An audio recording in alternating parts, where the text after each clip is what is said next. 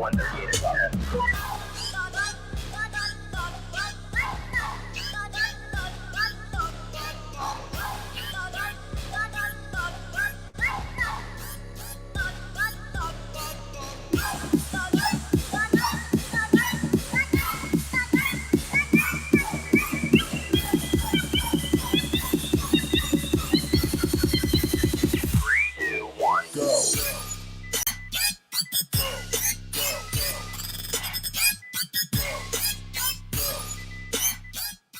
Hello, everybody, and welcome to the Paranormal Guyz. We have a great show lined up for you tonight. And for those of you wondering, yes, there will also be some paranormal in this. Welcome, Wendell. Welcome, Cheyenne. We miss you. I know you have to work. We're sorry. So let's get this out of the way real quick. WDJY, thank you for allowing us on your airwaves. We appreciate it. And also to Yerg's Radio at yergsradio.com. We are live on the internet radio and Rainbow Radio. We appreciate your support. All right, let's see who I got hiding back here. I got the wonderful and beautiful and talented Aeron. And then the wonderful and beautiful, she'd probably kick my ass, Amanda. So, hey, guys. She would. Evening, Ken. All right. We have, yes, yay, porn. We have a great guest lined up for tonight. We talked a lot back and forth through chat about the show. And he's like, I have all kinds of paranormal stories too. And I'm like, that's cool, but you got a book. So the book is called Filthy. And the author of the book is called Vic Lagina. And I am pronouncing it correctly there. Mr. Lagina, how are you, sir? Good evening, everyone. How are you? Hey, good. How's it going? Wonderful, wonderful. So yeah, live. I love live. I have to just, watch my mouth. It's gonna be hard, but I will do it. Yeah, well, the girls will keep you in line, and I got a button here somewhere, but I'll be damned if I know how to use it. So you won't need it. I'll be good. I'll be good. Vic, I will not keep you in line. I will encourage. Those two I'm gonna watch. Nice. So Vic, you've been in the porn industry for, I won't say your whole life, but a good portion of your life. Yeah, 20 years. I started in April of 2002, and I kind of say I wrapped up around April of 2022 when I was pretty much done with everything. I pretty much nuked the bridge when I left porn because I really didn't want to go back to it at all. And with the book, I was very honest and straightforward, and probably pissed a lot of people off, at least those who have read it. So yeah, we could talk about whatever, and I'm happy to. Wow. Well, you didn't start out intending to go into porn. You had another career path ahead. I mean, most young men would like to go into that in some way or fashion, but yeah, my degrees, I have 2 degrees in TV and film production, which is too many anyways. But I basically always loved movies as a kid. And when it came time, I went to undergrad at Syracuse University, and I was undecided. My freshman year, I decided, okay, let's try the TV and film production. And Syracuse has a really good school called the Newhouse School, and I had a good enough GPA, and I got into it. So it was fun. After that, I moved to Florida to thaw out because Syracuse is just so damn cold, and was working as a production assistant for a corporate and commercial video company. And I started as a PA, then worked my way up to an editor and then a producer. All of these skills, which I put in use in a very dark and mischievous way years down the road. I always tell my boss, like he's like the Obi-Wan to my Darth Vader, because he kind of showed me how to run a legit business. So well, what got you started in it? Did you? So it always starts with a woman, doesn't it? When I was living in Florida, it was a comfortable lifestyle, but it wasn't fulfilling. I wanted to make TV shows, and I wanted to make movies, and I wanted to do all that stuff. So when I was doing a gig down in Jamaica, we had brought a bunch of models down, and I wound up hooking up with one of them. And then she said, I'm leaving Miami to go to LA. So maybe you should come with me. And I'm like, okay, I'll come with you. And so I did. And, it was one of those deals where the attraction was really strong. The sex was really good. We were actually born on the exact same day, year, everything, which, we were like, oh, that's so cosmic. We're meant to be together. But it probably meant, don't be with this person because it's just terrible. It's just not going to work out. But yeah, when I got there, the first day I moved in, she dropped the bombshell that her dad murdered her mother. And I was like, should I go back into my truck and drive back to Miami? But myself was more like, no, she can't help what happened to her. Just be a good dude. But it was a struggle from the beginning. LA typically is.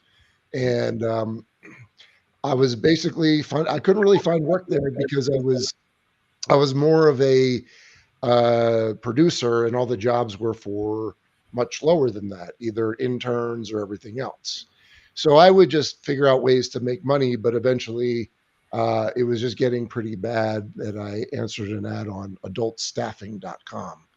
And that's what set this whole tale into motion. Yeah. There was a guy, a Mexican with a speech impediment, who was looking to make a porn movie. And I answered the ad to be his director, and I BS'd him. Sorry, caught myself there. I BS'd him into saying that I could do the job, which I was able to do. But it was that was my first day on set, which was directing 4 scenes for this guy. Ron Jeremy happened to be one of those guys that day that I directed on the last scene of the day. And I remember just the day itself. I guess it was when the owner of the condo started, I guess it was maybe someone in there was smoking crack. And that's when I was like, okay, this is like kind of dirty. It's kind of filthy, So my whole feeling was, all right, well, if I keep doing this, I'm going to do it in a way that let's class it up. Let's make it a business. So I did. And it kind of just started from there and snowballed into something bigger. Wow. Yeah. Sorry, I'm stuck on snowballed. Yeah. That's just what I'm at right now. Porn, snowballed. I mean, the jokes makes themselves at this point. Yeah. No, it was after that day I met more people and then figured out where the leads are on a website. I can't say it because you have to watch my mouth, but it was gfy.com. And that's where I learned to follow the leads and chase the leads for content providers, which is what I was. Around that time, my girlfriend at the time, she decided, she was really beautiful, obviously had a tragic backstory, but she was a SAG actress and model. So she was working all these gigs. But then she decided she wanted to stop working because she wanted to be a white female rapper. And I thought it was a great idea. Yeah, all the faces all the same time. We're like, what? Yeah. Well, you have to understand, this was like around 2002. Eminem was huge. They were looking for the feminem, is what they called her. And I looked at it like, okay, well, she's pretty. She's got the story, so she's got the street credibility, but can she rap? And she was actually okay, competent on the microphone. She could spit, as we called it. But I wound up funding her first demo on my credit cards, expecting this to be like, this is going to be the big haul. We're gonna do really well here. But then what I realized 20 years later, when we were in the pandemic and I was re-looking at videos of her that we had shot of her rapping, the one thing I just couldn't I noticed at that point was she just wasn't very likable. You just saw her and you were just like, I don't like that person. You know how that is sometimes, where you just don't get a good vibe. And she was roundly rejected by the Black community because they saw her. They're like, oh, hell no. Like, that was pretty much it. So it didn't really go anywhere, but I was about $30,000 in debt. And that's when I went back to Florida because I knew that I had options in Florida. And we were both going to work and get back to LA.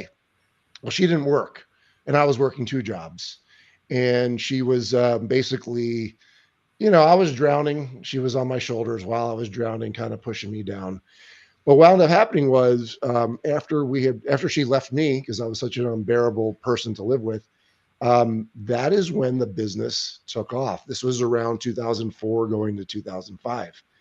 And I wound up getting myself out of credit card debt in 10 months. But then I had this boom in business. And the question was, where do we go next? Do we stop now? Or what's behind door number 2, Monty? And so I went behind door number 2. And around the time when I was in Florida was when I met the guys who would eventually become Brazzers. And they said, we are ready to level up. But when we were in Florida, the talent wasn't as professional as you would find on the West Coast. So they said, if you can tap into that market, we will keep you very busy. So I pulled up stakes and bought a house in Vegas, a house at the peak of the market, almost, in a house that I had no business buying. What wound up happening was these guys eventually became Brazzers, and they took over the entire porn business. Oh, yeah. Yeah. Wow. And you were their start. That's pretty cool. One of the guys, or I was one of their producers for sure, but I was their workhorse, and they kept me very busy.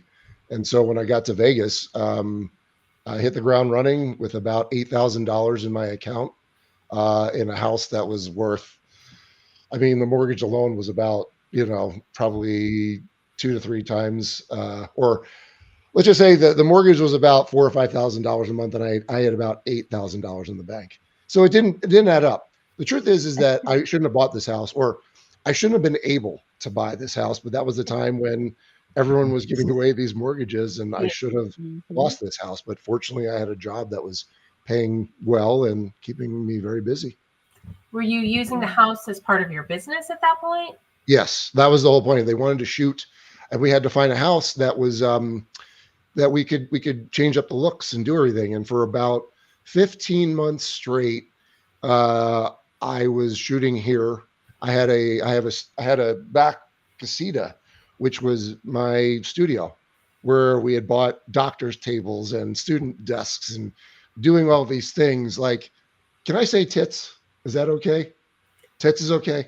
Well, yeah, when they started launching Big Tits at work and Big Tits at school, having that studio in my house was worth it. But then, shooting porn in your house, it could get gross at times, like when you buy when you grab a handle that has lube all over it. Right. Yeah, you're like, okay, this is gross. And then the worst is when you're sitting on a toilet that has someone's oiled up butt cheeks that were sitting on it. Yeah, you sit on that, you're like, okay, maybe it's time to get the porn out of my house. But for 15 months, I was shooting here about 8 shoots a week, and it was very busy around that time. But it blew up. They became a household name. Yeah. Wow. Is it the house you're still in, or? Yes. Okay. Yes. Yeah. No. Fortunately, the business was good enough where enough of my quick snap decisions I was able to solve the problems because I was making money, and I was able to pay my way out of it. Fortunately, but the business, it changed over time. Went through 3 different ownerships when I was there. Some of them had more respect for their producers than others. That was lost by 3rd ownership. And that's where I think, towards the end, that's where I was like really drained and done after 16 years in Vegas, working for people who turned out to be scum, to be honest with you. I don't know if you know much about Pornhub or the people who ran it, but there's a whole book called Takedown that I read, and it filled in a lot of gaps of who I was working for at the towards the end. So the ending, I was okay to be done with it. Yeah. Yeah. That's understandable. I mean, you get burnt out doing anything, Yeah. I was burned out not only from the porn business, but production in general. I mean, production is a young person's game, and it's already chaos. Now you throw sex on top of it and trying to, do all the things that the company is asking you to do, all the ridiculousness on top of, oh yeah, 2 people have to have sex now. Sometimes 2 people, sometimes 3, 4, 5, 6. It just didn't matter, but chaos. But I was good at it. I was good at managing the chaos. Yeah. But after a while, it was just not worth it anymore. Yeah. Yeah. It sounds like you were also treating it like a business. So you had boss hat on one side and then entertainer hat on the other side. it was always business, except for like, on our own time, if I actually found like synergy with someone. But generally it was like, people liked working for me, even though they were leaving LA to come to Vegas to shoot, because they knew at the end of the day, I just wanted to get done to come home to my dogs. And they knew that there wasn't going to be messing around. We're not going to be screwing around. I wasn't some producer that loved to be around porn and porn chicks. It was like, no, this is a way for us to get money. And let's all do this in a way that is safe, where everyone feels like they're in a safe space, that it's all consensual, that it's not slimy, because, that crack smelling condo on my first day really set the tone of what it shouldn't be. So my whole thing was, let's make this as legit as possible. And it served me well over those 16 years out here. It's so easy to get wrapped into the drugs and the bad side of that when you're in that industry. I did. I did. Yeah. Yeah. Yeah. Yeah. There's like, so my book is broken up into 3 parts. Here's the book, but basically part 2, the title is called Darkness Washed Over the Dude, because that's when, you're now making bad decisions, sometimes with who you're spending time with. I usually try to vet people that I spent my personal time with, but there's some people really good at hiding their darkness and their bad ways.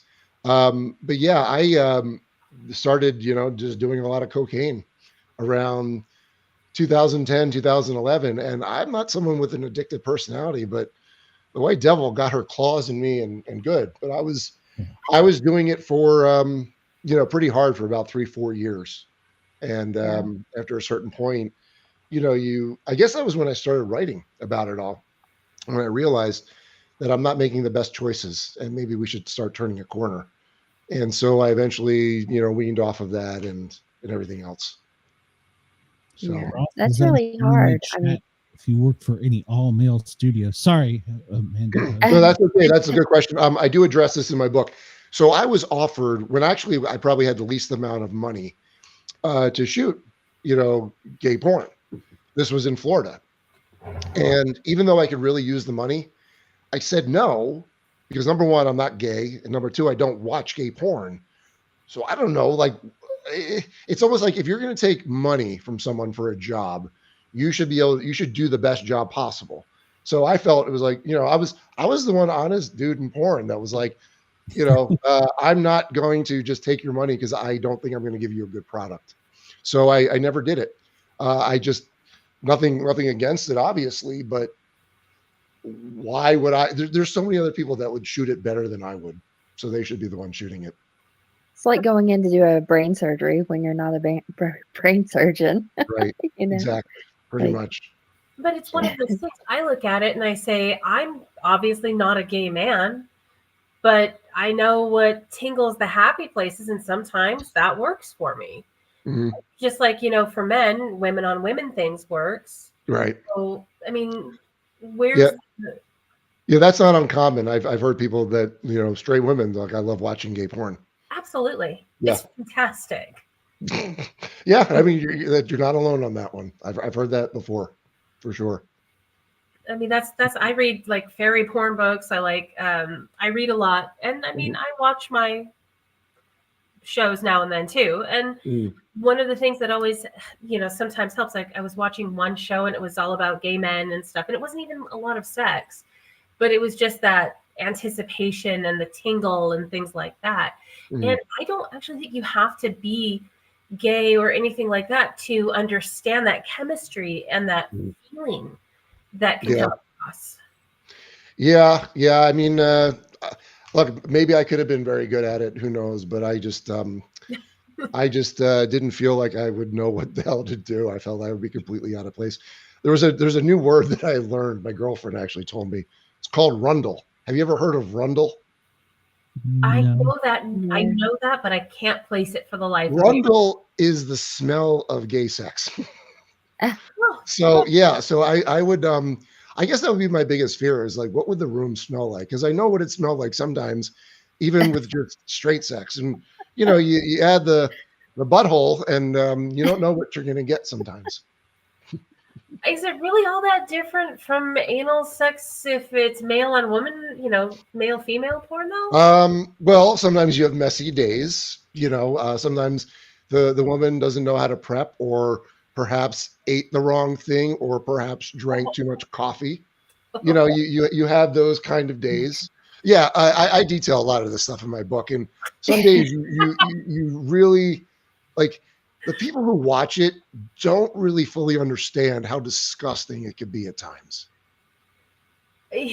Yeah, I honestly, as somebody who fears that end of things, like it's a thing, I can't do it. No. Yeah. But I never really had the Rundle smell with boy girl anal scenes. What you would happen sometimes is a woman who just doesn't know how to be properly have proper hygiene. And those are like that's when you earn your pay. You're having a hard day that day. Yeah. I mean, not just as the producer, but as the male actor with somebody who doesn't know how to prep down there. Mm-hmm. Oh, no. Well, there's also there's a catch-22. So the standard procedure with hygiene with girls is always douche. But douching is not good for the chemistry set that is known as the vagina. It throws the pH off completely. So what they're doing is actually making it harder and keeping that imbalance. So it's a vicious cycle. Yeah. I talk about it in the book, like what you should do. It's, a healthy diet, like probiotics, prebiotics, good gut health, and, frequent hygiene. You do that and you're probably going to be okay. I'm just still stuck on the Rundle thing. Yeah. Yeah. Well, you learn something new every day, don't you? I hope you use it in a sentence at some point in your life. I really do. I guarantee at this point, I'm going to make that a goal. That Good. is now a goal. Then my job's done. Oh, gosh. So what are some of the things you wanted to come out with in your book that you can tell us about? What are the things that in the book? I mean, I don't pull any punches. One of the things that it was important to me, and this is why I put this book out on my own, was because I didn't want a publishing house to edit me. There were certain things I needed to say. So I'm brutally honest in the book. And I cover everything. My life in general, especially when you're trying to date while you're in the porn industry, I look, my girlfriend, and sometimes I sit and watch this with her. Like, some of these reality shows are such train wrecks that you can't stop watching. But my feeling was, okay, would my train wreck of a life, especially when it came to dating, would it be enough to sustain a book? And I didn't think it would. So I did a lot of side topics. I talk about those in the industry who died. I talk about, there's 9 lessons of Vic Lagina's School of Porn. That basically, if you want to know, if you're a performer and you want to know, or you're a performer wanting to go into the business, read those 9 chapters, because it'll inform you on how to conduct yourself, how to deal with hygiene, how to deal with the fact that, you're going to be dealing with a lot of people who are going to judge you. And, I had so many people ask me, how do I get into porn? I'm like, sit down, have a seat. And I literally take them through it. Because I asked them, I said, are you okay knowing that you'll probably at some point get an STD, whether it's gonorrhea or chlamydia? There was, even recently, they had to start doing swabs of the throat and the anus because things linger there too, and it doesn't get detected in a urine test. Yeah. So, and I would say you're likely going to at least be exposed to, maybe even contract herpes. And they'd be like, you don't test for herpes? They're like, no. Well, why not? Because probably there wouldn't be anyone left in the talent pool. I mean, that's just the reality of it.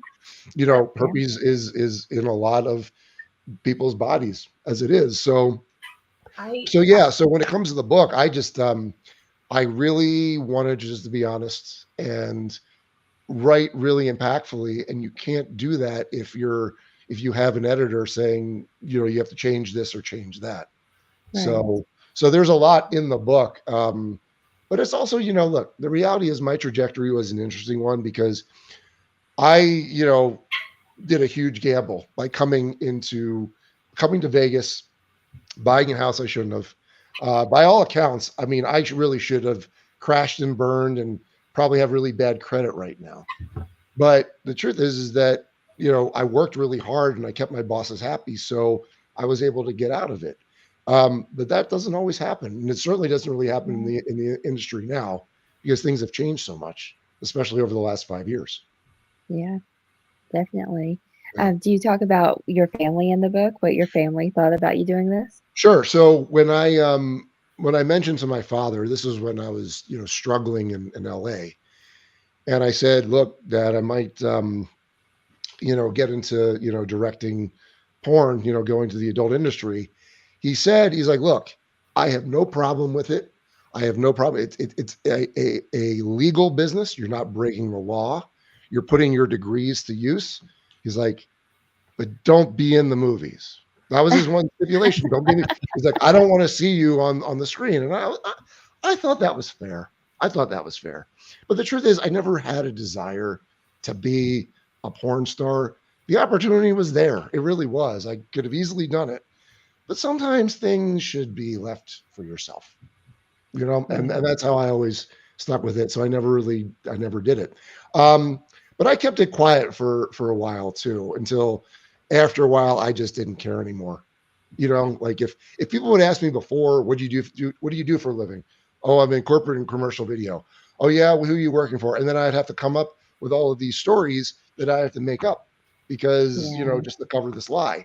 Certain point, you're like, I'm a porn director. And either they're like, I have so many questions, or they're like, ew, and the conversation's over, which is cool because I didn't want to talk to someone like that anyway, Right.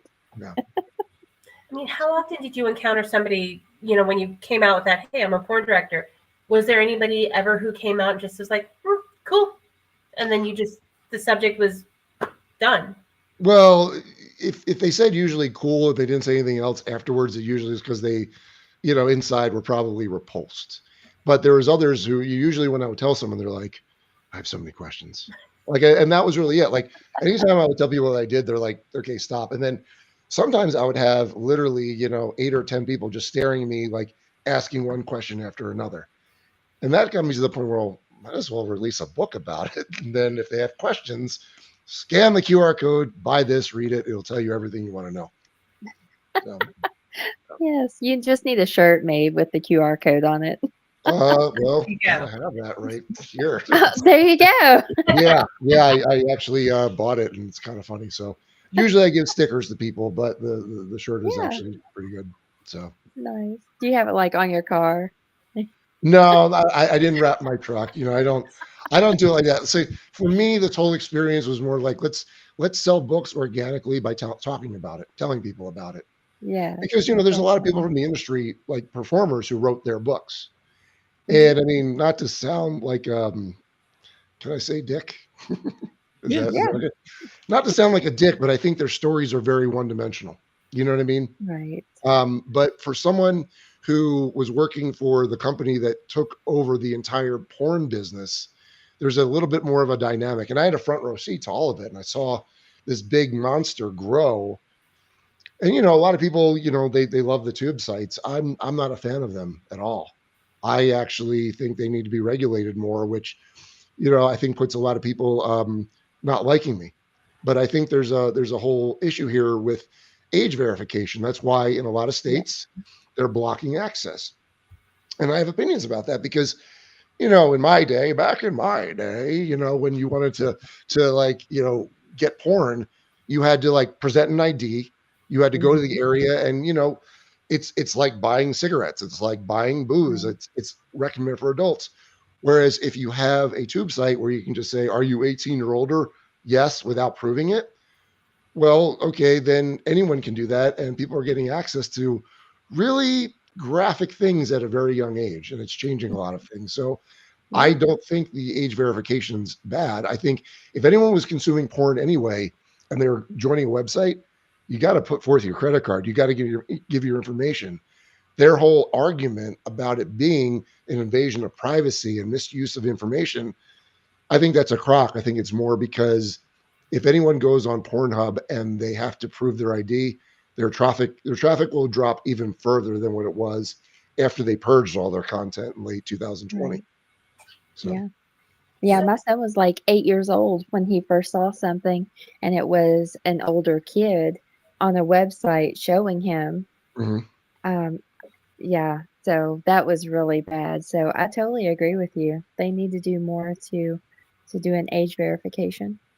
yeah, and there's a big fight about it. I think Florida is the next state that's being blocked by Pornhub. But again, like, all that people really want is age verification. If you do that, I think there's no problem. But they just feel like the big talking point on the people who are against it, especially Pornhub themselves, is no one is going to verify. They go there, they're not going to verify their information, they're going to go. My feeling is, okay, well, now pay for porn, pay for your favorite creator, pay for the company that's producing this porn. It's a business. I think, everyone loves free porn, and so they're all up in arms about it. People seem to think it's more about, oh, they're banning porn. No, they're not. They're not at all. All they're doing is just saying, just needs to be monitored a little bit better. Because when it was abused, as this book Takedown talks about, there was you could upload anything. Anyone could upload anything. Yeah. Now think about that. Anyone can upload anything. Now, put your mind in one of the darkest places possible of being a really bad person, trafficking, doing this and that. They could feasibly set up an account, upload really nefarious things, and they were. And that's why there was a reckoning at the end of 2020. Yeah. I mean, I remember, not to age myself or anything, but I remember stuff like LimeWire and people, the content, the sharing that they had, and some of that stuff. Yeah. It was not okay.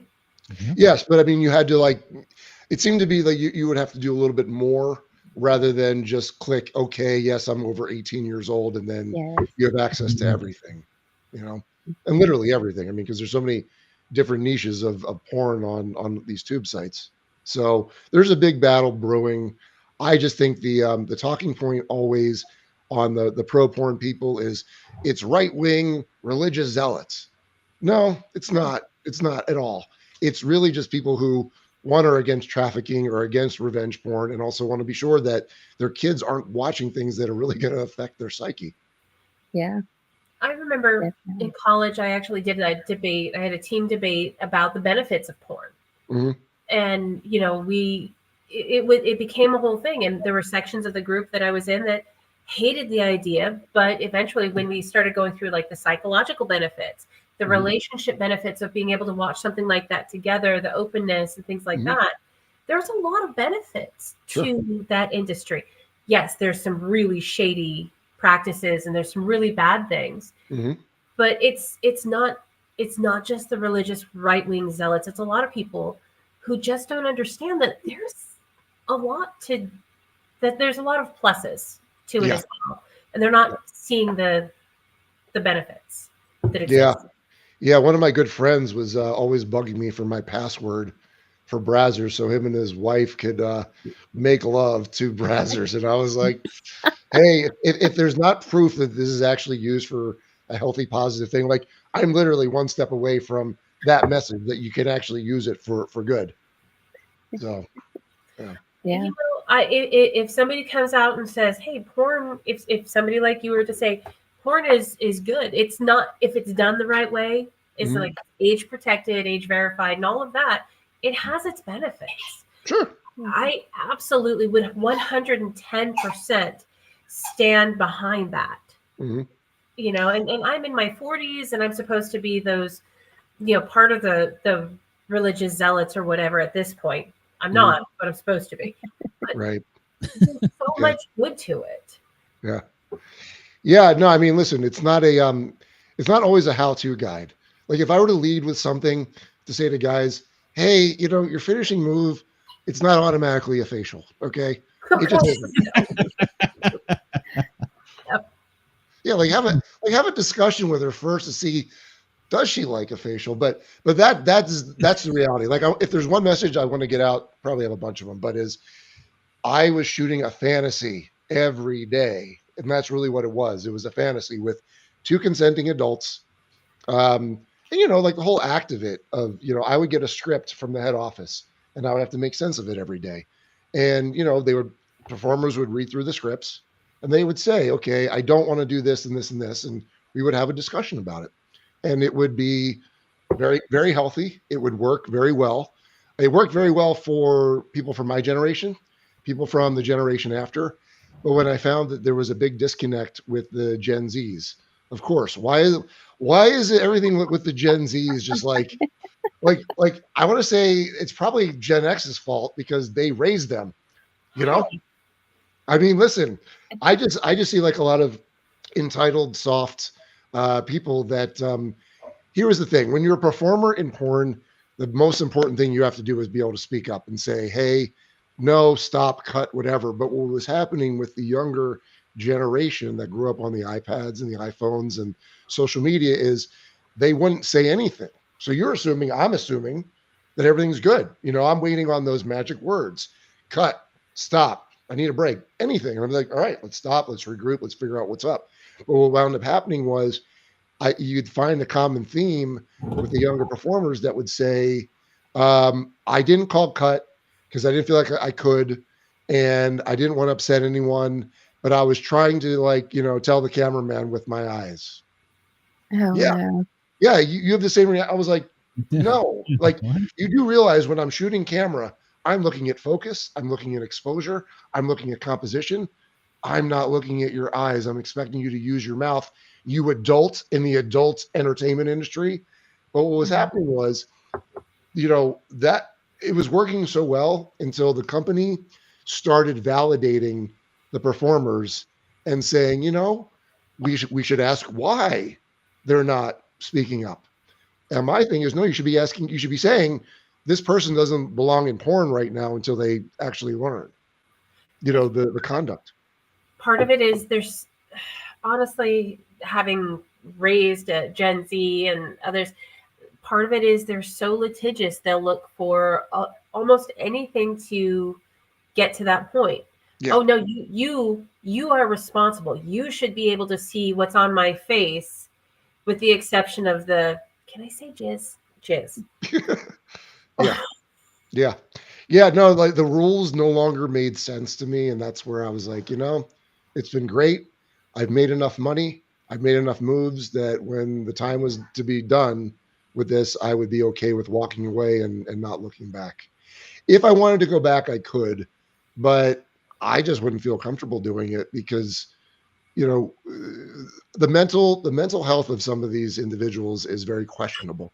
So you're asking them to have sex on camera. That's like holding a bomb in your hand, like a time bomb that could go off at any moment.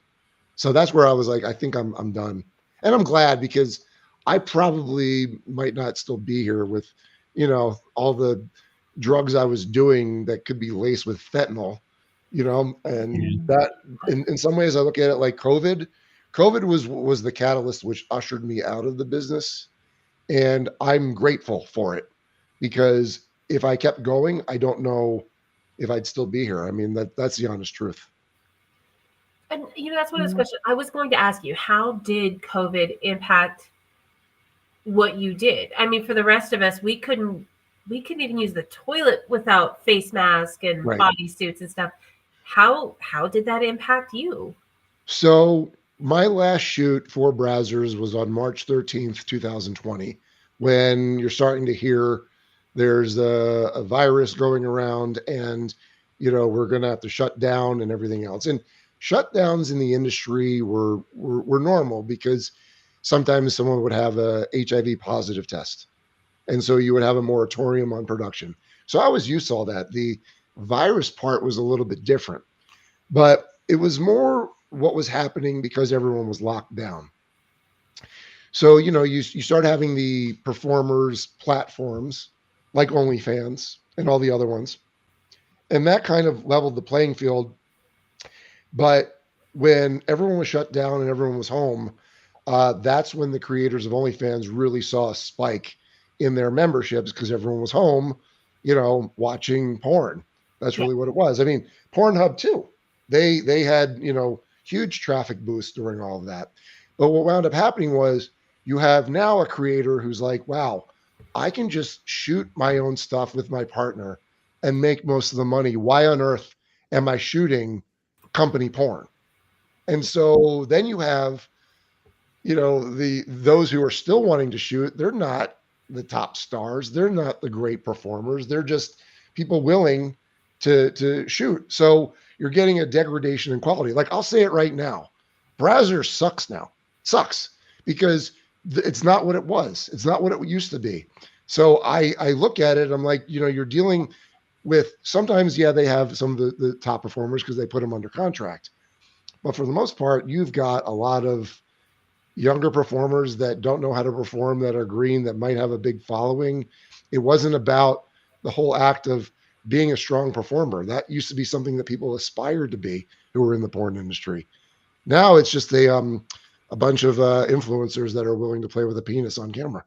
And so the talent pool like really swelled up. So that's where it was. But when it came to shooting during COVID, I mean, they figured it out.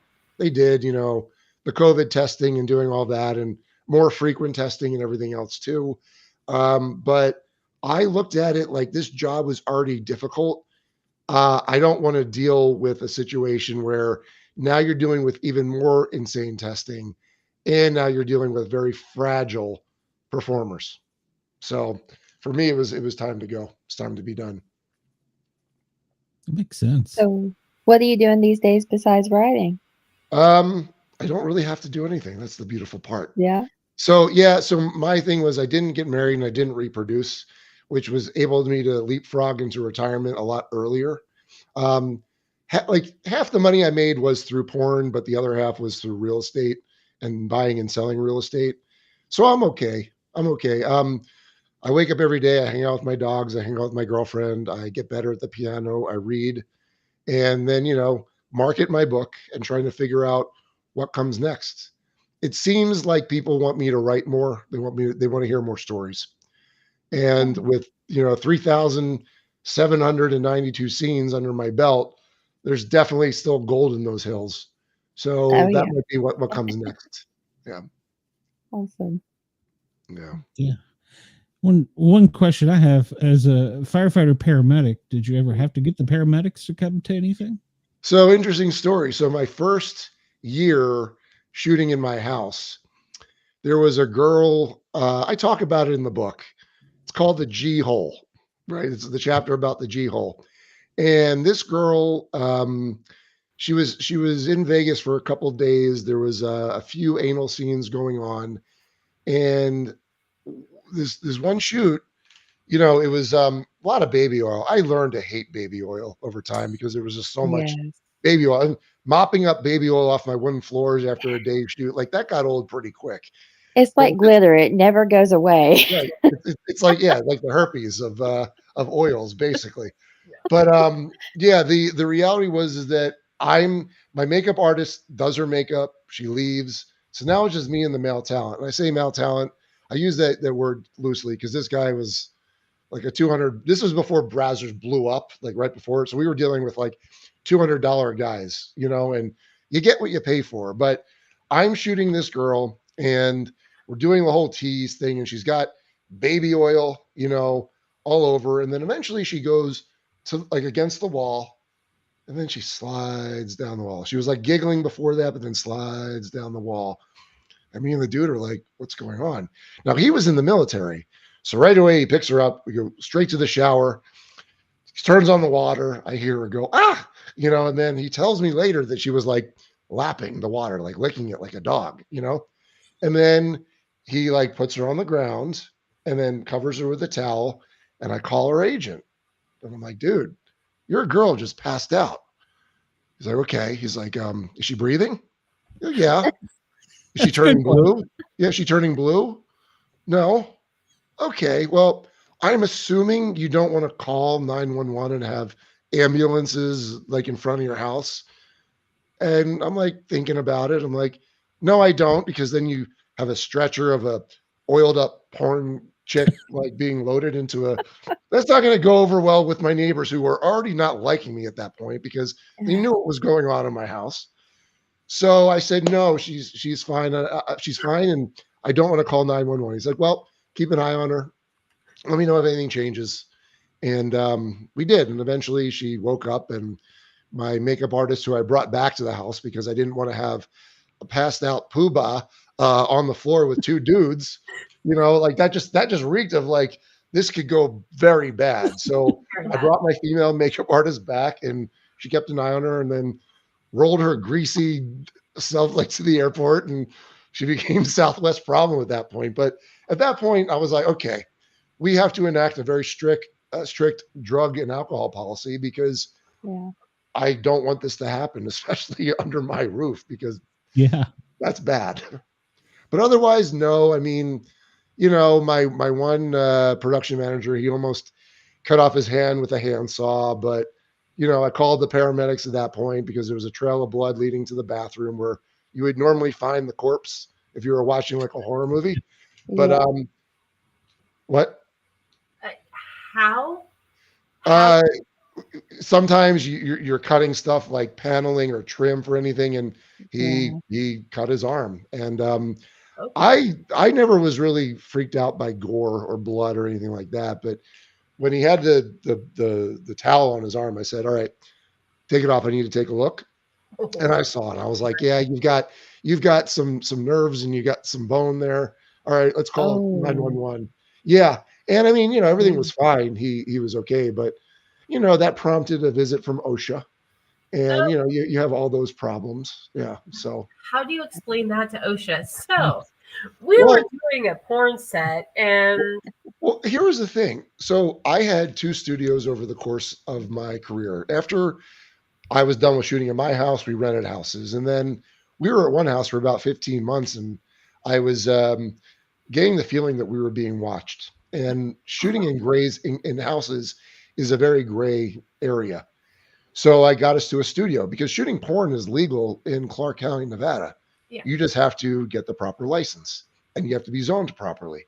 So that's why I found it. So anytime there was any issues or anything, we have a license here. We're allowed to do what we're doing. So we never shied away from the fact of what we were doing because we were allowed to do what we were doing. Yeah. Yeah. It's interesting. I can imagine the OSHA inspector coming out for that. So yeah, no, there was a lot of things. Like a lot of times too, porn attracts not really the best people who come for their own nefarious reasons. And when things didn't go well, if they had to get fired or I had to let them go, as a way to have some retribution, they would call OSHA on me, and I don't have to deal with OSHA. And they would always say things like, oh, they would make complaints where I knew where it was coming from, but they would say things like, the exit door is blocked by things. The electrical panel is blocked. They would have all these charges. What wound up, I got dinged with was the first studio was used previously for monitoring progressive slots at a casino. So there were a lot of electrical sockets. Well, they nailed me for the very serious, very dangerous crime of not having a wall plate on one of the outlets and having something plugged into it. Yeah, that cost me $3,000 right there. But yeah, they find a reason to when they come out to justify themselves. A wall plate is like $6. Like, just let me buy the wall plate. Yeah, no. That's how it always went. And I had 2 employees who called OSHA on me, and every time they would find something that had to do with the wall plates. Every time. Oh my god! Because there were so many of them. I would have started checking every single wall plate. Well, I mean, literally there was like 500 to 600 of them throughout the entire studio. I mean, this was a 16,000 square foot facility that had a lot of outlets. And when you're changing the color of walls all the time, those plates break. And even though I said, let's have plates on hand, we were stretched so thin because we were always so busy that, a wall plate would not get replaced. Do you think they would just go take one off and then call them after the fact? I don't think so, because usually, they would, what I would do is like, I would tell my employees, okay, we know the problem areas, go in the back of the studio, fix those while they're in the front of the studio and going around. So they weren't able to nail that. I got nailed twice by wall plates. I mean, out of all things, like we're shooting condomless porn, yet they're Right. nailing me for wall plates. That's Yeah. crazy. Yeah, just another thing you have to deal with. I mean, I'll be honest. I've dealt with OSHA before, Mhm. construction industry, and they are rough. They will mark you down for anything at all. Yeah. If you only got marked down for wall plates, Yeah. you knew you had your crap on lockdown. Yeah. Yeah. Once we moved out of that studio into a smaller one, which I bought without telling anyone, because the third owners of Brazzers, they were bastards, greedy, arrogant, and they were the ones responsible for all that, for allowing all of that content on Pornhub. And they were the kind of owners that didn't want you to have any leverage. So when they mandated I shrink down my studio, I thought, okay, is there any way I can buy this thing and have them pay my mortgage?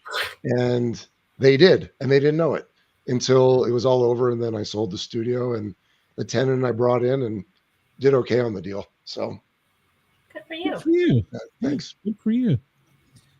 Yeah. Well, we talk about OSHA with the fire department. When they come in for us, they nail us for everything. And you'd think, yeah, your public safety. They're not. No. That seal in your breathing mask is 10 years old. Well, they all knew. Yeah. So yeah. They have no soul. No. I think really they have a mandate that if you're on a call, you got to find something, anything. Yeah. Now I will say as a paramedic, the only calls I ever ran was like at strip clubs, and when we would go in there, you'd get like 2 engines, 3 ambulances, and you're like, what? And the dirty little behind the scenes is nasty. Let me tell you. Mm-hmm. That's when the call goes out. Okay, everybody, I need your full PPE. Make sure you're covered every square inch. Yeah, I will say though, some of the best fights I ever saw was in the back room of a strip club. Really? We had one in our first 2. Yeah, they will cut a bitch over $1. So it's. Well, it's always interesting. Like, so I had to deal with cops from time to time. When I talk about neighbors, I always had a motto when it came to shooting in houses: is you're only as strong as your biggest a-hole neighbor. And that was always true. So if we ever, and they always asked us to shoot something outside, not sex, but a tease or something. And I would have to deal with it. Like the prologue of my book is when I shot a live orgy for the internet, a live show in my backyard by my pool. And I was really worried that, you've got 8 people having sex and doing all sorts of things like double penetrations and really screaming loudly. Okay, this is how the book starts. That I was going to get visited, and they showed up 15 minutes after we wrapped because my neighbor called for excessive profanity in my backyard. That was the reason. Now, something like that requires what? 1 cop, 2 cops, maybe. Always 3 patrol cars, always on calls on this. You were it never failed. Yeah, you got red flagged. Sorry, hun. Yeah. Well. Yeah. I gotta say, if I could, I would jump the call as a paramedic on an ambulance. And be, oh, we're closer. You're on the other side of the county. We can get there. I'm gonna get there faster than anybody else. Just watch and see. Yeah. But I mean, it always worked for me. They would run my IDs because I literally, besides all the drugs that I've done, I'm a upstanding member of society. I pay my taxes, I pay all my bills, I've got excellent credit. So they would run my ID and realize that I'm a good guy, and that when they raided the orgy, the live orgy, I just told them it was a party that got out of hand. But when they came by again, this was like when we were shooting. It was Kiss of Sins and Romy Rain, and they were doing some kind of car wash thing with white t-shirts on and with the hose. I mean, you get the picture. But there was a neighbor that was I could tell she was uptight, and so she called the cops. And so the cops came, always polite, and they really just didn't care what we were doing. They just wanted to be sure everyone was over the age of 21 or even at the age of 18. So they checked and they were on their way. I always found that being polite always seemed to work and get them out of my hair. So I was okay. But, there was times when they would ask us to shoot in the middle of the desert, and we would do that. But, you go into certain areas in Vegas where, they're doing these ATV tours. Yeah. So here I am, and I had to have people on lookouts, all looking around, binoculars, making sure, that if anyone's coming, and if they did, all right, everyone, got to cut, and then everyone's got to cover up. But yeah, I used to push it, but at a certain point, I'm saying, you get busted and you become a registered sex offender. Well, it's not really worth it anymore, is it? So I just, after a certain point, I was like, I'm done with these outdoor in the middle of the desert things, no matter how great they look. Yeah, there goes the nice house and stuff. Yeah. I'll tell you what, let's take a quick break right here. Allow WDJY to get their commercial in. Everybody at WDJY, we appreciate you for tuning in. Make sure to tune in tomorrow night for hour 2. Vic is going to hang around with us for 2 hours, and we're going to get into some paranormal stuff eventually, but I think we all just had so many questions. WDJY, hang on, everybody else. We will talk to you soon. And now I have to hit a button. Yeah, I never know where the button is. It moves every time. Do you have to hit the button, or do you have to find it? Yeah, I should have been trying earlier, I guess. Let's get ready to rumble! I'm Miranda Maverick, and when I'm in fight camp, I never listen to the Sportcat podcast.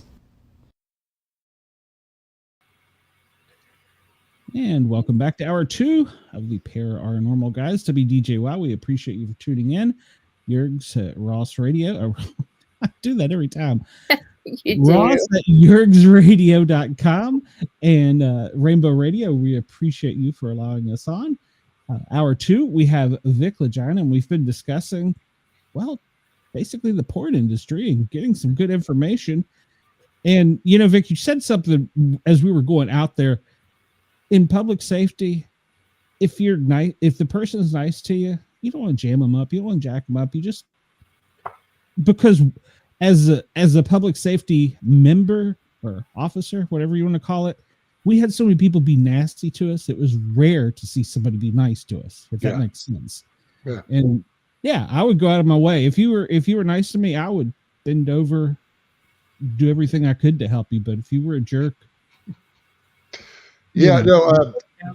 being courteous and respectful goes a long way in life in general. So that's always just been my MO, when it came to everything. Just be a transparent, be a straight up person. If you're going to do this, do it. Don't be shifty, don't be squirrely. And that's what also differentiated me from a lot of people in the business.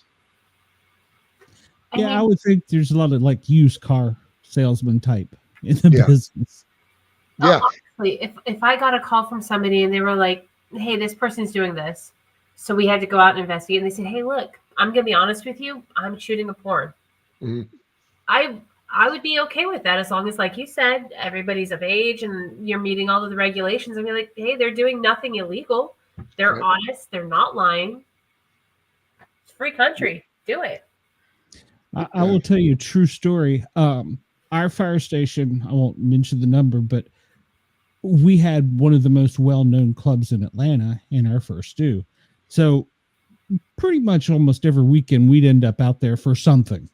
And we went out on a structure fire, and we were gone for several hours.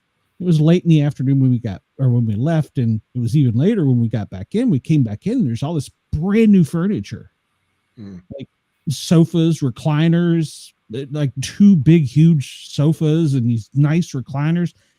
And, by this time it's late, we figured, holy crap, we got some cool stuff, And so the cap calls and he goes, thanks the chief. The chief goes, what are you talking about?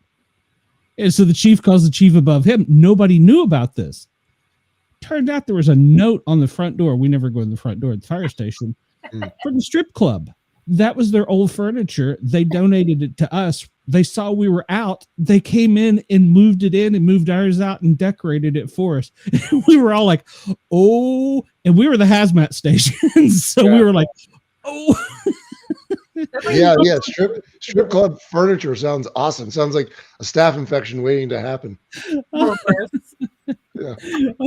It's a very true story. They were kind. They came in while we were there into our station. I don't know how they got in.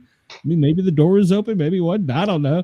But the Chiefs were real quick to replace that once they found it. They were like, that's all we need to just have the media find out about this. Right. That's hilarious. But they were trying to be nice because it wasn't that old. It was barely broken in, I guess you could say. Running a black light on that wouldn't have left too many signs of remnants, DNA. No. And like I said, we were the hazmat team, so we were like, "Ooh, we really know what's going on." Smart. I got a staph infection once. It's not pleasant, and it was a common thing actually in the porn industry when I first got into it. I'd see like a sore on someone, sometime on a butt cheek or a leg. And I'm like, what happened to you there? And they would always say, oh, I got bit by a spider. And then I was thinking, well, did you see the spider? No, but I know it's a spider bite. And turned out, I thought the same thing happened to me, but I never saw the spider until I went to the doctor. Like, no, you have a staph infection. And they're not fun. They're very painful. Yeah. No. But that was serious too. That was when I was shooting in the house. And that's why it was like another reason to get out of the house, because think about it. Your furniture rubbing skin goes underneath your skin. It's just bad. And then you're getting into like the whole MRSA infection, and like it just goes downhill from there. Yeah, there's a whole chapter about when I got the staph infection in my knee, and it was not pleasant. But porn can be gross and dirty, and there's not enough Lysol wipes sometimes to wipe away how dirty things can be. You don't need the Lysol wipes. You need those like heavy duty industrial ones that they sell for hospitals. Right. And even that's not enough. Right. Yeah. You need a jet spray. Yeah.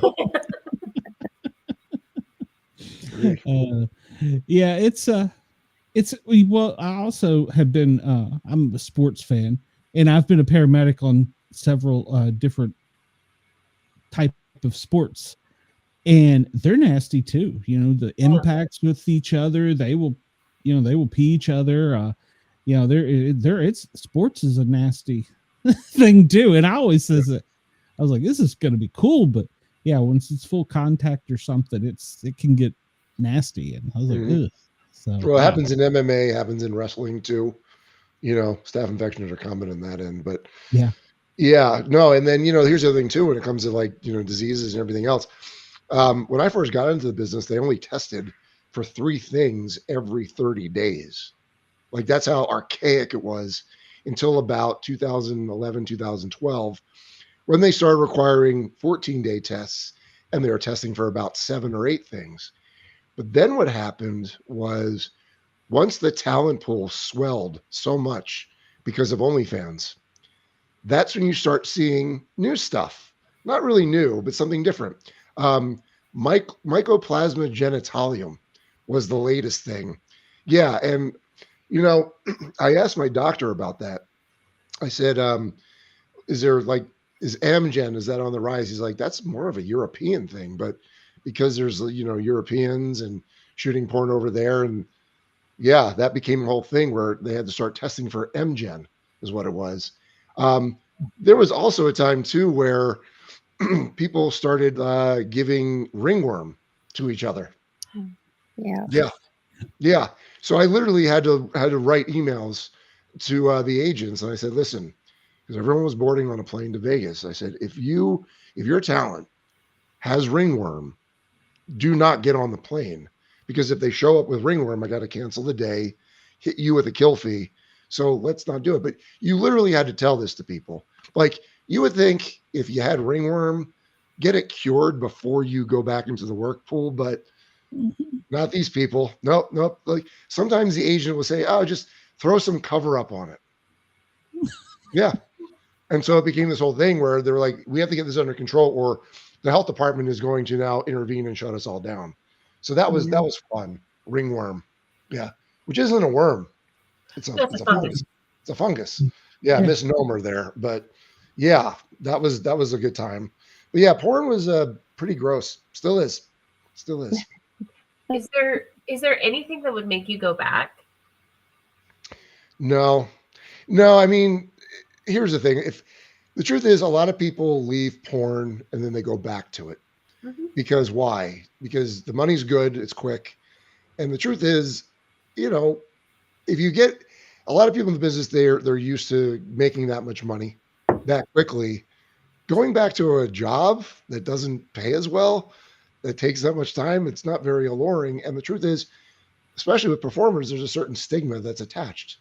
I'm not going to tell you that everyone, who is in porn, they can't do anything else, because there have been people who've been able to do other things. But you find that a lot of people just go back to it every now and again. If I go back to it, that means I can't do anything else with my life, and I need it. Because I was thinking about pivoting at one point of actually like starting an OnlyFans and doing it. But the truth was, it was like, that would be a full-time job, building like how you are with the podcast. You got to build it up. You got to spend time with it. And I'm like, why would I want to spend more time building something up that I really have no passion for anymore? So, I mean, maybe if someone wanted to throw me a lot of money as like a celebrity directing kind of thing, I use celebrity lightly because I'm not one. But if they wanted to make something out of it, that could move the needle. But overall, no, I'm just over it. Like 20 years, more than enough time in the business. I mean, well, and the reason I ask is honestly, with my age, and I read a lot, and I read fairy porn, reverse harem. I read all of the stuff that you hear about, the vampire stuff, all of it. And, I look at it and I see that there are a lot of the women I know, they read it and it's their diddle material. And, that, I'm not talking like hardcore porn. I'm talking like going back to Spider Babe and was it the Bobbits. Yeah. Doing something like that, but base it around some of these amazing books that are, a lot of them are independent authors, and it's mental porn. So why not find a way to convert it? Yeah, it's interesting. So when I was at a book convention last month, it was amazing to me how big the erotica market is when it comes to books. Yes. And that was the whole thing, because I was worried, me promoting this thing by myself, I found a lot of walls. Like, let's say I wanted to do an ad on Spotify for the audiobook. I would find they would not allow it because it was adult oriented. So I was really hitting some walls, but no, the consensus was at this convention was, yeah, there's a lot of money there. But for me, I think if I were to write it, like, I don't even know if I could write like that. I could shoot it, but writing it, different story. I don't know if I'd be able to do it. Plus, like, my whole thing was I didn't want my book to be that. I wanted it to be, let's focus on the weird and awkward, the bizarre. That to me is more fun and more funny. So that's what I leaned on. That's why I think if there's more, I'll probably wind up doing something along those lines, which is, just talking about what went on this day on set and just write like a bunch of essays all the way through, because I think that's what people really want to hear. I mean, it's interesting. I never personally would have thought, what is the day-to-day life of a porn producer like? I've gone to conventions. I went to the erotica convention in LA a couple of times, and it was interesting. Yeah. Won a contest there. Tell you about it offline if you're at all interested. But and it was interesting. It was different. You kind of saw a different realm of it a little bit, kind of some of the back scenes, the behind the scenes stuff. Yeah. But I didn't understand. I didn't know what a day-to-day life was like. There's no behind the scenes, readily available. Yeah, well, that's the reason of the book. I mean, if you really want to know what it was like walking in my shoes for 20 some years, that's why the book is good for people, because you really get a sense on all fronts, from the dating side to what goes on day to day. I mean, the truth is, shooting porn on a daily basis, like, a lot of people would want to go check it out and see it, but when they saw it, they're like, wow, it's kind of slow and boring. It wasn't what I thought it would be, because it's work. It is a job. Yeah. And you have it's segmented. You get people signed in, you get 2 forms of ID, you get all that stuff, and making sure they're of sound mind and they're not under the influence of drugs or alcohol. And then they go through 2 hours of makeup, and then they got to do the pretty girl pictures. And then once you're done all that, then okay, you got to do the concept, the script, and you hope that the girl read her script instead of being on her phone in the makeup chair, which was like 50-50 a lot of the times. And then, you do pictures of them acting everything out. Then you do the acting part, and then you do the stills of the hardcore, and then you do the hardcore. And I'll tell you, the hardcore was usually the easiest part of the day and the quickest part of the day. But the actual leading up to that point, you're talking about 7 hours right there, like you're until you got to that point. And it's like a full day of work. It's not, OnlyFans is different now. Yeah, sure. You can just have sex and then put on your OnlyFans and that's that. But for what I was doing, the studio porn, yeah, there was a lot to it and a lot of ins and outs and a lot of specifications and a lot of mandates from the head office of what they wanted, because they had product that they needed to sell. And it was always just following the trends of what was being searched on Pornhub. So I have to ask kind of an off the wall question. Sure. What's with eye contact? Like, why does she go do her thing with her mouth and then she stares up at the camera? That, to me, as a woman, is very off-putting. I don't want to see your eyes. I don't care about your eyes. I want to feel the tingle down there and be happy as I'm watching my fantasies acted out. I don't need to know that you have eyes. Yeah. I guess it depends on what it is. You're dealing with like the POV side of things, and that kind of puts the viewer as the male talent. So the eye contact is important. I don't know. I'm spitballing here. I don't know exactly why it all is, but that's my guess. I mean, fair. I know, like I said, that was a random question, kind of out of left field. And for me, that's a turnoff. Like, if I'm watching porn and I see some girl going to town on a guy's, mm-hmm. I don't need her to turn around and make eye contact. And maybe that's okay. So he, up in the middle, says that's a guy thing. It's a thing for men. Mm-hmm. Where do you pivot then? Where do you find the porn for women? Because that's not a woman shot. That is not something that's, and no women I've ever talked to has said, I want to see some chick staring me in the eyes while she's going down on a guy. Right. Well, I think it's interesting now as you find that there's a lot more female directors and also directors who are also performers. So female performers. So maybe they're the ones that are shooting the porn that women want to see. Happens for a lot of the big companies. It's a good point. For it. Well, did any of this affect you? I mean, not just sexually, like with your relationships or anything like that, but psychologically.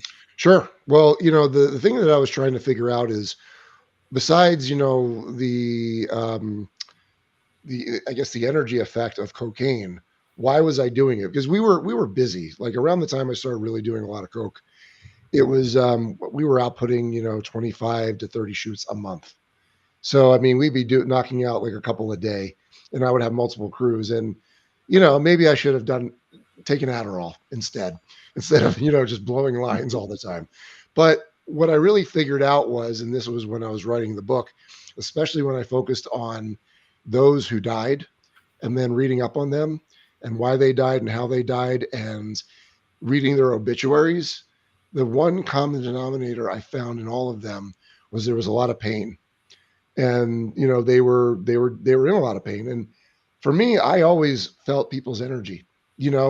Walk into a room, you see someone, you can kind of get an idea, how they are. But what I didn't realize was I was feeling and absorbing a lot of their negative, dark energy. So what was happening? Do more coke, you don't feel that. So in that sense, it did affect me. Relationship wise, Well, I was relegated for a while of dating those within the industry, and that you have mixed results. I got engaged to someone I had shot. She was only in the business for about 6 weeks, but she was a broken soul, and I had felt that because of my life choice in being a pornographer for a living, I would have to make concessions on who I dated, because when I tried to date, we call them civilians, right? When I tried to date civilians, they were interested, but then I was kind of a novelty for them. So then you're like, okay, well, either you have a choice. If you can be alone, and a lot of people have trouble being alone, or you say, okay, I'll date someone in my business in the hopes that they'll understand where I'm coming from. They understand my life, but they didn't. And it was just dealing with their problems and their addictions and everything else. So I was making concessions until that relationship, the engagement, because so many bad things happened during that one. That was the relationship that I compared to all other future, like all my future relationships were at the effect of that one, in terms of I'm never going to allow this much dysfunction again. So I was never going to allow to get someone that close, because especially while I was in the porn industry, because I knew that it wasn't going to be something that was going to last because of the nature of the business. Some people in the porn industry made the relationships work, but for me, even though I was just a director and I wasn't performing in them, no woman with a good head on their shoulders would put up with that. So I was relegated to dating a lot of broken women, until I just became comfortable being alone. And once you become comfortable being alone, you're not doing these things. And then something interesting happened. Once I was done with the industry and I walked away from it, and I'm writing and I'm processing and I'm healing, that's when I get a relationship that's actually like healthy and working out and we're great. And I don't think I could have done that while in the industry, so things all just kind of worked out for me. Wasn't expecting to get a girlfriend this year, but she's living with me now and everything's good. So hey, congrats. Thank you. I mean, you've talked a lot about loss and how you really felt the loss of some of these performers. Is there one in particular that's affected you more than any other? Yeah, and I talk about it in the book. It was I don't know if you're familiar with August Ames. Does that sound familiar? It's very familiar, yes. So August Ames, when she got into the business, she was about 18 years old, Canadian girl, I think from Toronto, and natural boobs. Kind of at the beginning, she had bad skin that she was a little self-conscious about, but she blew up to be like a big star. But what had happened was a director kind of sunk his claws into her, and she married him for the green card. So I would shoot her sometimes, and sometimes it was great. We're all goofing around, making jokes while we're cut. Sometimes she was just strictly business. But what interesting had happened was she wound up like hanging herself in a park, and this was in December, I want to say, of 2017. 7 months before that, when I'm shooting her on a digital playground feature, like I said before, it was always business, but at that point in time, she was making it known that she wanted to hang out. And I'm like, well, don't you have a husband that's kind of controlling? Because he was. And her answer was, well, I might not be married forever. And I was like, okay. And then me and her got close and we were hanging out. And I remember I had a scene booked for her, like I think around that May, and it was canceled by her agent and her husband. It was a medical issue. They wouldn't really talk about it. But once me and her started hanging out, she like confided in me. She's like, yeah, that's when I tried to off myself. I said, okay. And I was like, well, how are you now? And she's like, I'm good. I'm seeing, a therapist, and I'm on my happy pills, is what she called them. And, it seemed that she was ready to get out of the relationship. And I just enjoyed being around her, and the fact that she had this darkness, but she felt, when she was around me, that there was like a certain amount of joy. Like, I'm glad that I was able to give that to her.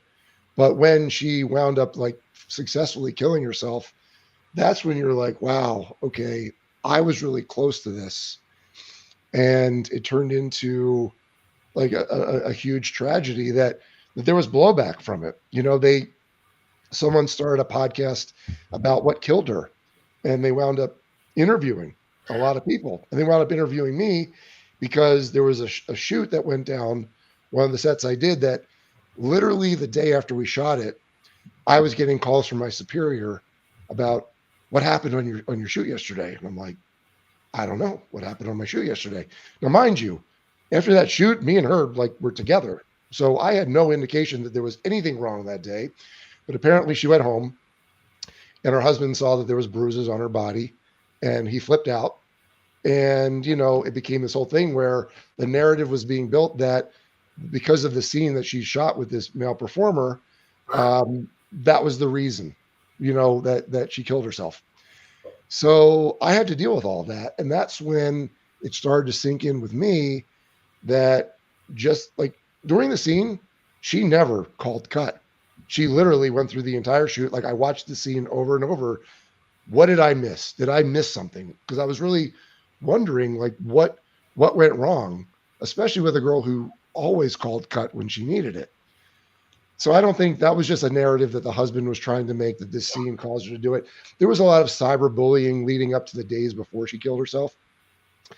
But the truth is, she tried to kill herself before all of this. She was like bipolar and manic depressive. And so, dealing with this, and what wound up happening was that was what killed her. It wasn't, anything that particularly happened in porn, but that was the one that really, affected me to the point where, because I had gotten close with her, and, it was sad because she was really like a shy, kind of like goofy, like just nice person, and was dealing with a lot of pain inside. So I think having that, and then the last few years of the industry, just kind of being a little bit more of that, and you're seeing and hearing more people dying. Yeah, you're like, I think I need to get away from this because it is a dark, dark business, and it can be. Yeah, I understand that. I mean, I somebody very, very, very dear to me committed suicide. Yeah. And it's one of those things where I eventually had to acknowledge that I will never, ever have answers. Right. I will never know the reality of it. I will never understand the pain that they were in. I will never understand what triggered them to go there. Yeah. I personally had to learn to accept it and understand those things and know that it's nothing to do with me. And that was somebody I was extremely close with, somebody I considered, a part of my family. And I just cannot imagine how it would feel to be somebody that you worked with and directed and all of these situations where you probably at some point in time, I'm going to be honest, felt like, is it something that I did? Is it something I directed? Is it my fault? Right. Those feelings must have been horrible for you. And I'm so sorry. Yeah, no, it was. And it was harder because people were creating a narrative of what caused her to do this. And, when I'm dealing with the fact that, there was one shoot on my set that apparently was one of the reasons, you're like, no, because, you watch the footage over and over again and you're like, you don't see anything. And I guess that's really was another reason why I had to leave, because there's a fine line between a performance and someone struggling internally, especially when they're not talking. Yeah. And when I couldn't see the difference anymore, like I could watch a scene and I'm like, is it a performance or is she really having a problem? And when you know that they were having a problem, but you can't see it, you're like, well, maybe I'm not the guy to do this anymore, because, you don't want this to keep happening. This year alone, there was a few deaths. There was overdoses. One woman, Cagney Lynn Carter, I had shot her a bunch of times, shotgun in the mouth, and that's how she ended it. Yeah. And I mean, you hear this stuff, and I started popping off on Twitter because I'm like, the thing that was happening with the porn industry is when someone dies, this is the standard procedure: article in AVN, quotes from people, oh, she was so great. I'm going to miss her so much. She was so goofy. She was so this, so that.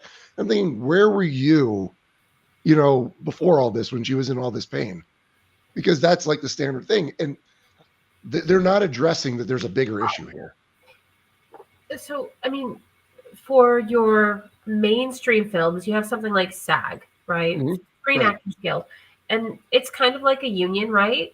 Right. Why? I mean, I understand with something like, OnlyFans, it's really hard because it's so much of it shot in home. But for studio produced porn, why isn't something like SAG enforced? So there is a union. It's called APAG, I think, Association Performers Guild, whatever. It was created by a performer. I want to say it started in 2017-ish. But there's a problem. It doesn't have any teeth, because anyone who is in the porn industry gets paid by a company as an independent contractor, not as an employee. So if they're not employees and not everyone's in this collective union, what remedy is there for something like this? Sure, they educate people of what they need to do, but no, it's more of a vanity project for this one performer.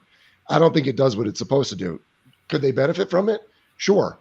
Looking back at it, on any of my sets, if someone was having a problem that they didn't feel like they could talk about, well, if they had a phone number of a union rep that they could ring up, and then they call me and saying, here's the deal, that could have been a solution. But I always said that the porn industry was not organized enough to build an effective union, and I don't think they have, and I don't think they can. I think personally, I mean, like we've talked about with OnlyFans and a lot of these self-produced porns, I don't think people can unionize to that degree. I mean, recently Starbucks has been unionizing, but like you said, they're employees, and the word has spread. You don't have the independent contractors. You don't have those situations. If you were in their shoes, what would you do? How would you spread the word about this kind of thing? I mean, there's obviously mental health issues, and there are a lot of resources available. Oh, yeah. How would you help? Yeah, I mean, like I said, well, first is, I think, it's twofold. When someone turns 18, they can enter the porn industry. Yeah. That's that simple. My feeling has always been that if you're going to get onto the studio level, you should be at least 21 years old, because let's face it, you don't know anything at 18. Maybe a little bit more at 21, but you still don't know anything, right? But at least if you're shooting for your own platforms from 18 to 21, you can at least get an idea if the porn industry is for you. That's just my personal feeling.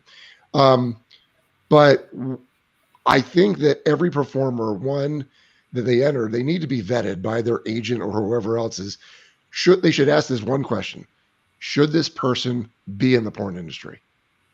And they don't ask that question, not a lot of the times. I think there are some agents that have their heads in the right places, but when something like this, they can enter this establishment and just go to work.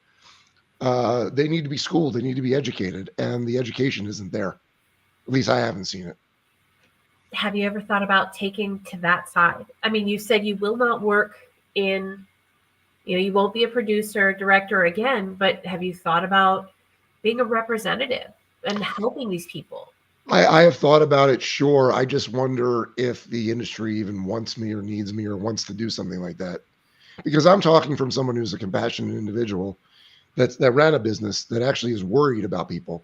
Right. But I've been told that I'm rare in the business. My understanding probably is that you're absolutely correct. My next question would be, do you have the personal capacity? You spent 20 years in this industry, and that's rough. Yeah. Are you able to would you be able to handle something like that after so long dealing with the production side of it? I think I could, because you know what? If someone called me and I can make a difference, at least giving them advice about just anything, entering the business, how to handle your money, making sure you have a good accountant, make sure you're set up as an entity so you can write off things. Like, I could go down a whole list of things that a new performer should know about what their agent's supposed to do, what their job is. I could do it all, and I would, if someone wanted to call me and say I need advice, would love to give it, no problem. I could do it. The question is does the porn industry want me or need a guy like me? You know, The question they need me, but do they want It's me? like a textbook. Yeah. I mean, I mean, seriously, you've already written a book. I mean, a Why not porn, a textbook. A porn write a textbook. dummies book. Yeah, and I mean, I tell people read the 9 lessons of Vic Lagina School of Porn. If you like, just read those alone. That should be your material, your orientation material when you get into the porn business. But you're talking about, you know, something that sounds so sensible and can be very easily organized in an industry that is disorganized and full of chaos. True. And bad intentions on top of it. I mean, it's founded in bad intentions. I mean, let's be just completely honest.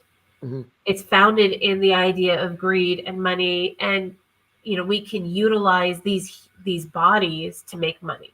That's what it is. And like I said a while ago, I think porn has huge benefits, but at its core, it's a very greedy industry. Mm-hmm. So who's really going to pay attention to the 18-year-old girl who's struggling, you know, with gangbang scenes? And because, you know, maybe this is like her 4th or 5th video and they want 5 men to do her. And it's really rough on her because she's from Iowa. Right. Yeah. At that point in time, you hope that their agent is there and readily accessible. Like, I want to believe that they are. I just don't really have faith in what I had seen over those 2 decades. I get that. It's hard to have faith, but you know, having heard from you and, you know, with the 9 chapters and basically, which is a how-to to be in this industry and be healthy. Right. You know, it's that gives me the idea of I hate to say this, but it gives me a little bit of hope that maybe people who enter this industry, if they take the time to read something from you, might actually take it as a business instead of a means to an end. This is an industry. I'm getting into it and view it from the business perspective. It can separate it and take care of themselves as well. Sure. I think the reality is, though, for every one performer that's business oriented, that want to actually create a brand and be a boss woman and really run this like a business, for every one of those, you've got about 10. They're like, oh, I'll make some money and have sex, you know, and not really be someone that wants to do that. So how do you break through to those other 9? Because usually the one that's actually going in and wanting to create a business, they've got a good head on their shoulders and they're actually thinking about these things. But you're talking about a lot of them that they're not thinking that far ahead. They're thinking more for what's happening right now. Yeah. Today. Yeah. They're thinking about what lines their pockets and what lines their vagina instead of their future. Yes, it's true. It's a very true story. Very true. Yeah. All right, Vic. Well, you know, we're going to ask you, tell us some of your paranormal stuff. So, I mean, I believe a lot of different things. I mean, first of all, I think we're all existing in a simulation, you know? So a lot of things in terms of like the things we can't explain, that's just the simulation directors just doing some weird stuff. But I am actually intrigued by things such as the paranormal, Secret of Skinwalker Ranch. Or do you watch it on History? Yes. Okay. Whatever's going on there. Okay. What do you think? Portals? Is that where we're at? Absolutely. Yeah. Portals. I believe a portal. Yes. Yeah. And what about Bigfoot? I have a theory that it's a interdimensional species that crosses over to different dimensions. Okay, we're on the same page about that one. All right. Ghosts. What do you think about that one? They exist. I don't know quite what they are. I don't know if it's somebody in between, if it's somebody that doesn't want to go to the next level, whether it's up or down or to another body, whatever. Yeah. So yeah. So the closest thing I could talk to about paranormal, I never had any kind of direct contact or incidences, but So my grandfather, he died in 1990, but we would always go to Florida. He had a condo in Florida. I was actually living in that condo for a little bit when I lived in Florida. And I could, he smoked a pipe. And every now and again, you could just smell the pipe. And you're thinking, okay, maybe it's just remnants. But one of my ex-girlfriends, who was always big on the psychic readings and things like that, according to her, now mind you, I grew up Jewish, right? And but I never dated anyone who, I did date one girl who was Jewish, but for the most part, all my girlfriends were non-Jews, okay? And he was pretty much a religious Jew. She said that when she was at that apartment, she saw him and he yelled at her. He said, "Get out of here, you shiksa." Do you know what a shiksa is? Yes. Yeah. No, you don't know. So like, but yeah, those are the words. And I was like, he would definitely have said that. And how does he know that information? So I think he was floating around there, even though I never saw any kind of direct evidence other than the faint pipe smell from time to time.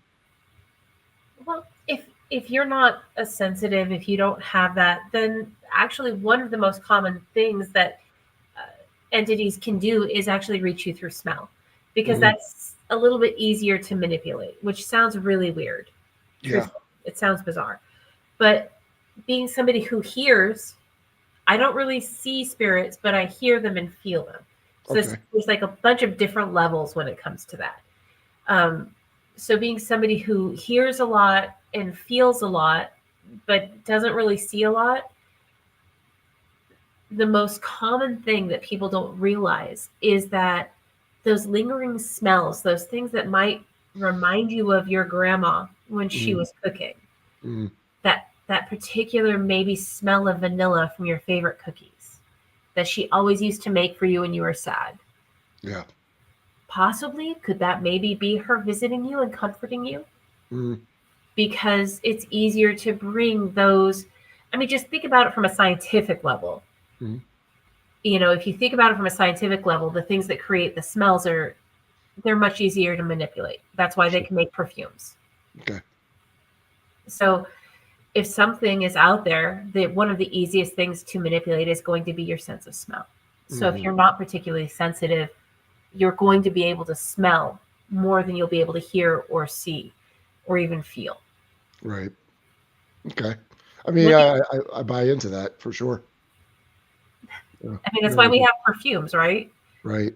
That's what's easy for us to manipulate. That's what's easiest for us to bring back those memories and those emotions and those feelings. Yeah. Yeah.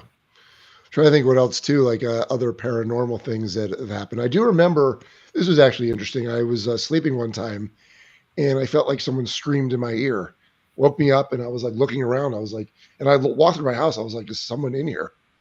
That's weird because like this house, no one's died in it. I mean, I would say that there was a lot of people who have been here from the industry who are no longer with us, a lot of them, but otherwise, yeah, I haven't really haven't had any more interesting experiences along those lines. Sounds like you do though. You have a whole podcast on it. Oh yeah, we've each got interesting tales.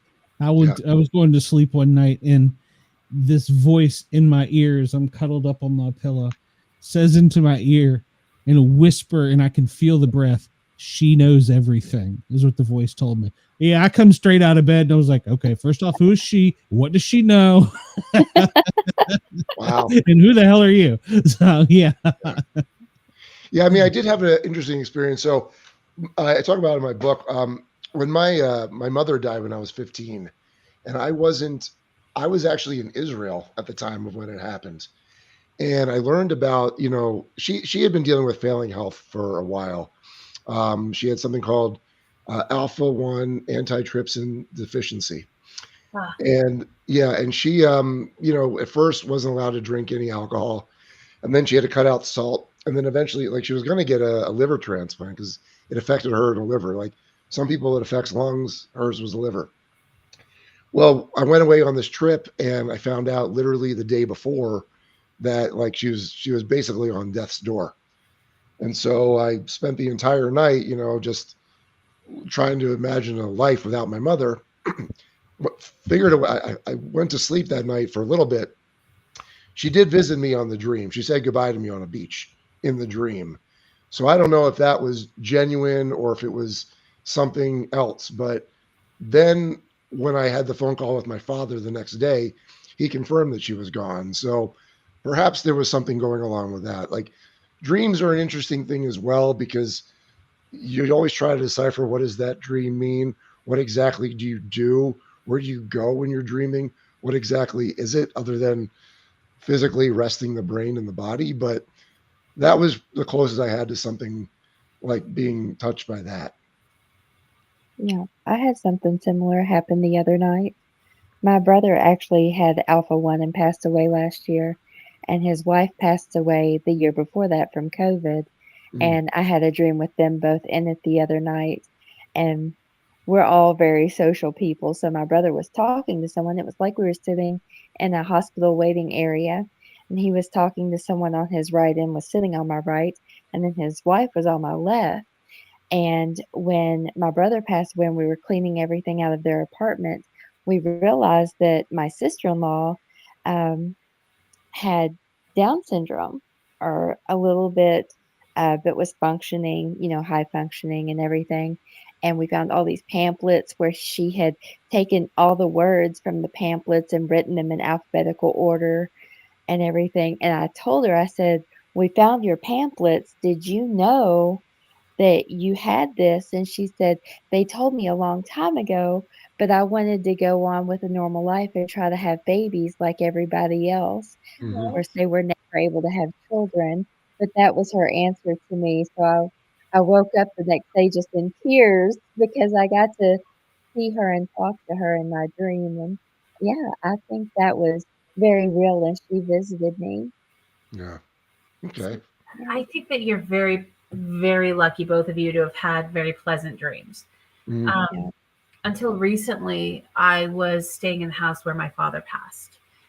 And a few weeks after, I have horrible insomnia, so I sleep wherever I can. I'll be honest. I was having a really bad bout of insomnia. I got up and I went to go sleep on the couch. And I started having a horrible dream that I was being attacked. And that I was being choked, and I was being picked up off of the couch, over the arm of the couch, with my arms like being dragged up. It's really hard to explain. When I woke up in the morning, I'm telling my husband about it, and we start seeing like there's weird marks on me that don't quite make sense and that don't quite fit with what should have happened. So I personally feel that I was being attacked at that point in time. I don't really have very good dreams most of the time. That's unfortunate. Yeah. Unfortunately, as a first responder, my dreams aren't always pleasant. So Right. I'm sure you've seen some things. Oh yeah. But it's a job. I see Chris has a question about unscrupulous agents. Yes, Chris did ask a question. Yeah, so there's you can look him up. There's an agent. I call him Dr. Evil, but his real name is Derek Hay. He's actually in jail right now. But he was one of those agents that let's call him unscrupulous for sure. Yeah. So yeah, like trying to insert himself into scenes. But this was before he was a performer as well, which I always found that weird. It's like, okay, you're her agent, but you're also a performer having sex with her. How is that not a conflict of interest? You know, definitely. that's why he's Dr. Evil, Yeah. But yeah, so you do see a lot of them. For the most part, though, some of the agents that I met, or the ones I talk about, they seem to have the heart in the right place, But you do see a lot of that as well. It's crazy. You would think that would be a conflict of interest. Yeah, definitely. Yeah, no doubt. When you were doing the business, did you ever? I'm going to ask this for a reason. We had an author on that writes, and I did not know this. I did not do my homework as a podcaster. She did great research on Bigfoot. I knew that she had publications talked about it, whatever. She come on, and her name, she goes, was Honey Cummings on the screen. It wasn't the author's name. Okay. And turns out she writes cryptid, Bigfoot, aliens, werewolf, whatever, erotica, and like the spicy hardcore stuff. Did you ever see anything like that while you were in the industry? Sometimes the things that they would pass down to us, ideas and concepts, were pretty off the wall at times, because they wanted us to shoot things that would be good ad moments that they could put on Pornhub that people would click on. But as far as that kind of porn, the supernatural, to be honest with you, there was a time, compliance-wise, where we couldn't shoot a lot of things. Like, let's say, zombies. Couldn't do that because it was necrophilia. Or let's say if it was an alien. There's a certain point in time we couldn't shoot them because it was interspecies sex. Yeah. Or if someone was in a bear outfit, a teddy bear outfit, that wasn't allowed either because that's bestiality. Like, I'm being dead serious. Like, we would have this whole list. I'm like, are you serious? They eventually, lightened up on the rules, but for a while there, I was like, what is going on here? Why are we dealing with all of that? But it's like the 12 dildos law. You can't own 12 dildos in Texas. Yeah, no. And the other thing too is like it's interesting. So you know what the fleshlights are, right? Oh yeah. Okay. So when I was moving studios from my old one to the new one, I had literally boxes and boxes and boxes of fleshlights, unopened fleshlights that the company forgot about. Like, they were supposed to be used as a giveaway during the live productions we had. And literally, when I tell you, there was about 200 to 300 fleshlights in boxes. So when I was moving from studio, I was like, I could use a little bit of money. Like, that was when things got a little lean. So I wound up listing a lot of these fleshlights on eBay, I think before they outlawed it. And it was like, okay, let's just mark them down like a good 30-40%. And these things flew off the shelves. Now, that's not the interesting part, because we know that guys will stick their Johnson in virtually anything, right? What was interesting to me was what exactly was going quick and why. And some of the stuff was like the transparent ones. And I was like, well, why is that? And I'm like, oh, so they can see it going in and out. Like, that's how it was. But then it got really weird. Like, there was like a cyborg one, like a cyborg model, and a Frankenstein model, and an alien model. And I'm like, there's no way anyone's going to buy these. Like, literally put it up. It's like gone in like less than 3 hours. Because, yeah, I was like, listen, I don't understand it. I don't get it. I remember when we shot. So when The Force Awakens came out in 2015, they wanted me to shoot a Star Wars parody. And I had to shoot a whole lightsaber battle and everything, right? And it's Charles Dara as a Jedi. He's having sex with Cleo Valentine, who's this red, like, Sith alien that's covered head to toe in red body paint. And I mean, forget about the logistics of red body paint during sex and getting all over the place, right?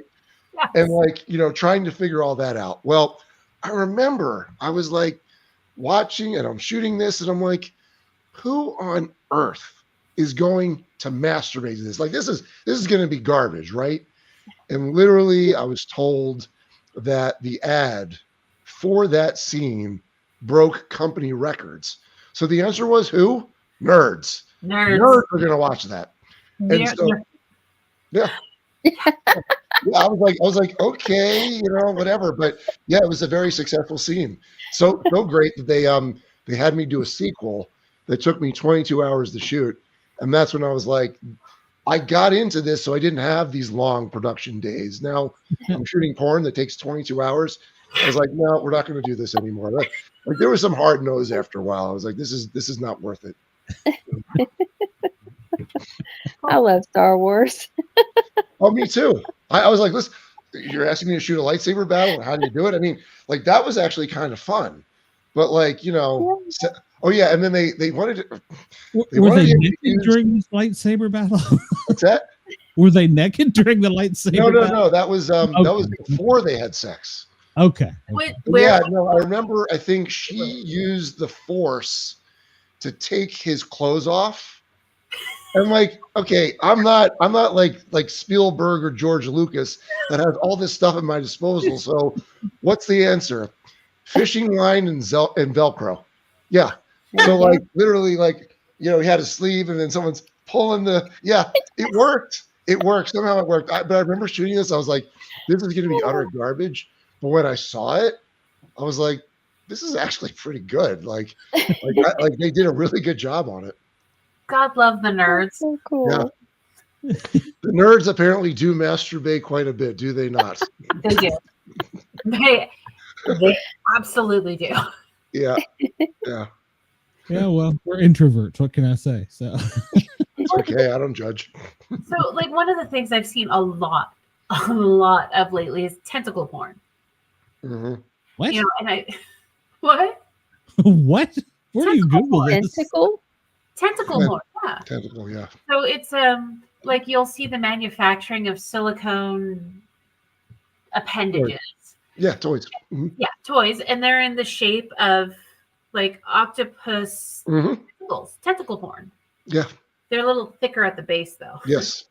When you said that to me, that's the first thing I thought of, because I remember looking at that thing and I was like, what on earth? What are we dealing with here? But yeah, the funny thing too is, so Vegas has a interesting like subculture of things you don't know that goes on in the Strip.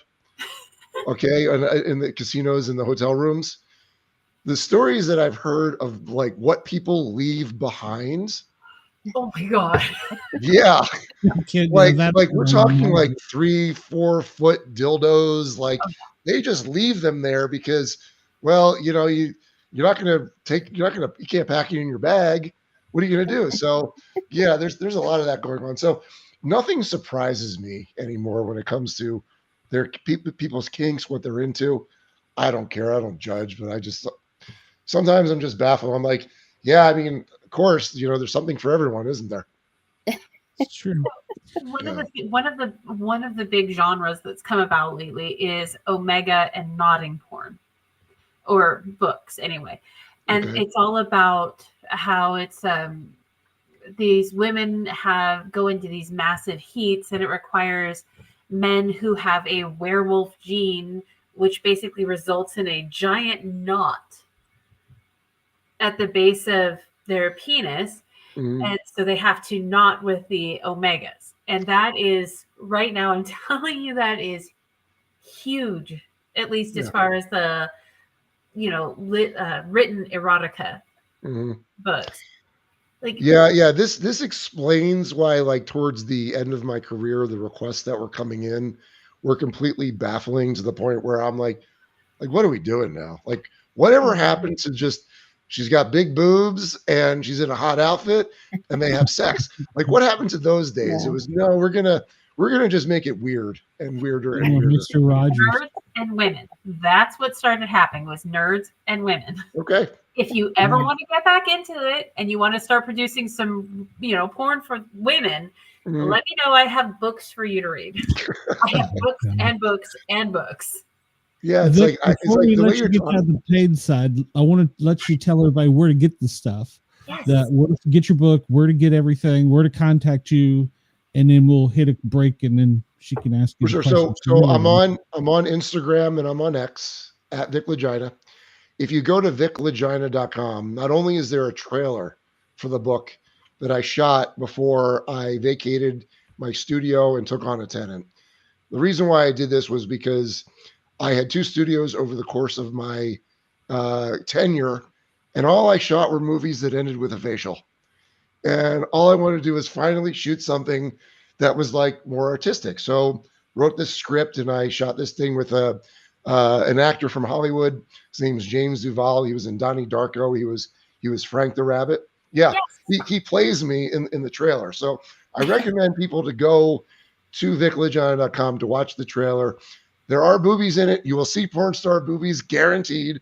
But yeah, if you go there, you can figure out which ways to order it, whether you want to listen to the audiobook, which I narrated and produced over a 50-day period. Once I had the text locked in the book after the lawyers were done with it. When I tell you I speak very freely in the book, I spent a lot of money on lawyers to read it and do a full comprehensive and expose where my risks were and tell me how to write a little bit differently so I don't have to worry about getting sued, or at least to kind of take the wind out of a lawsuit. But yeah, you can do Kindle, you could do audiobook, you can do print. It's on Amazon, exclusively on Kindle and print. But the audiobook is all over the place, but I recommend going on Spotify. The audiobook, I think, is it's the one that goes down easiest because it's the most fun. The book is great. Yeah, the book is great. Like I made sure that if I was going to do this, like I want to be sure that someone likes this looks good on someone's bookshelf, that it's like a well written and well organized book. It looks nice. But the audiobook is all me. Like I leaned into the weird on that one and I had fun doing it. All right. Yeah. Everybody make sure to go find him at viclagina.com, VICLAGINA.com. It'll be in the notes afterwards I think it's already in the notes for the show. This will be on Spotify also tomorrow or the next day, however it rolls over. And of course, everybody at WDJY, we thank you for allowing us into your earwaves there. Come over and find us on the YouTube at Sportcat Shows. And you can see the next few minutes. Everybody else, hang on a second. Thank you, WDJY. We'll be right back in 1 second. This is Robin Williams. I never listen to the Sportcat Show.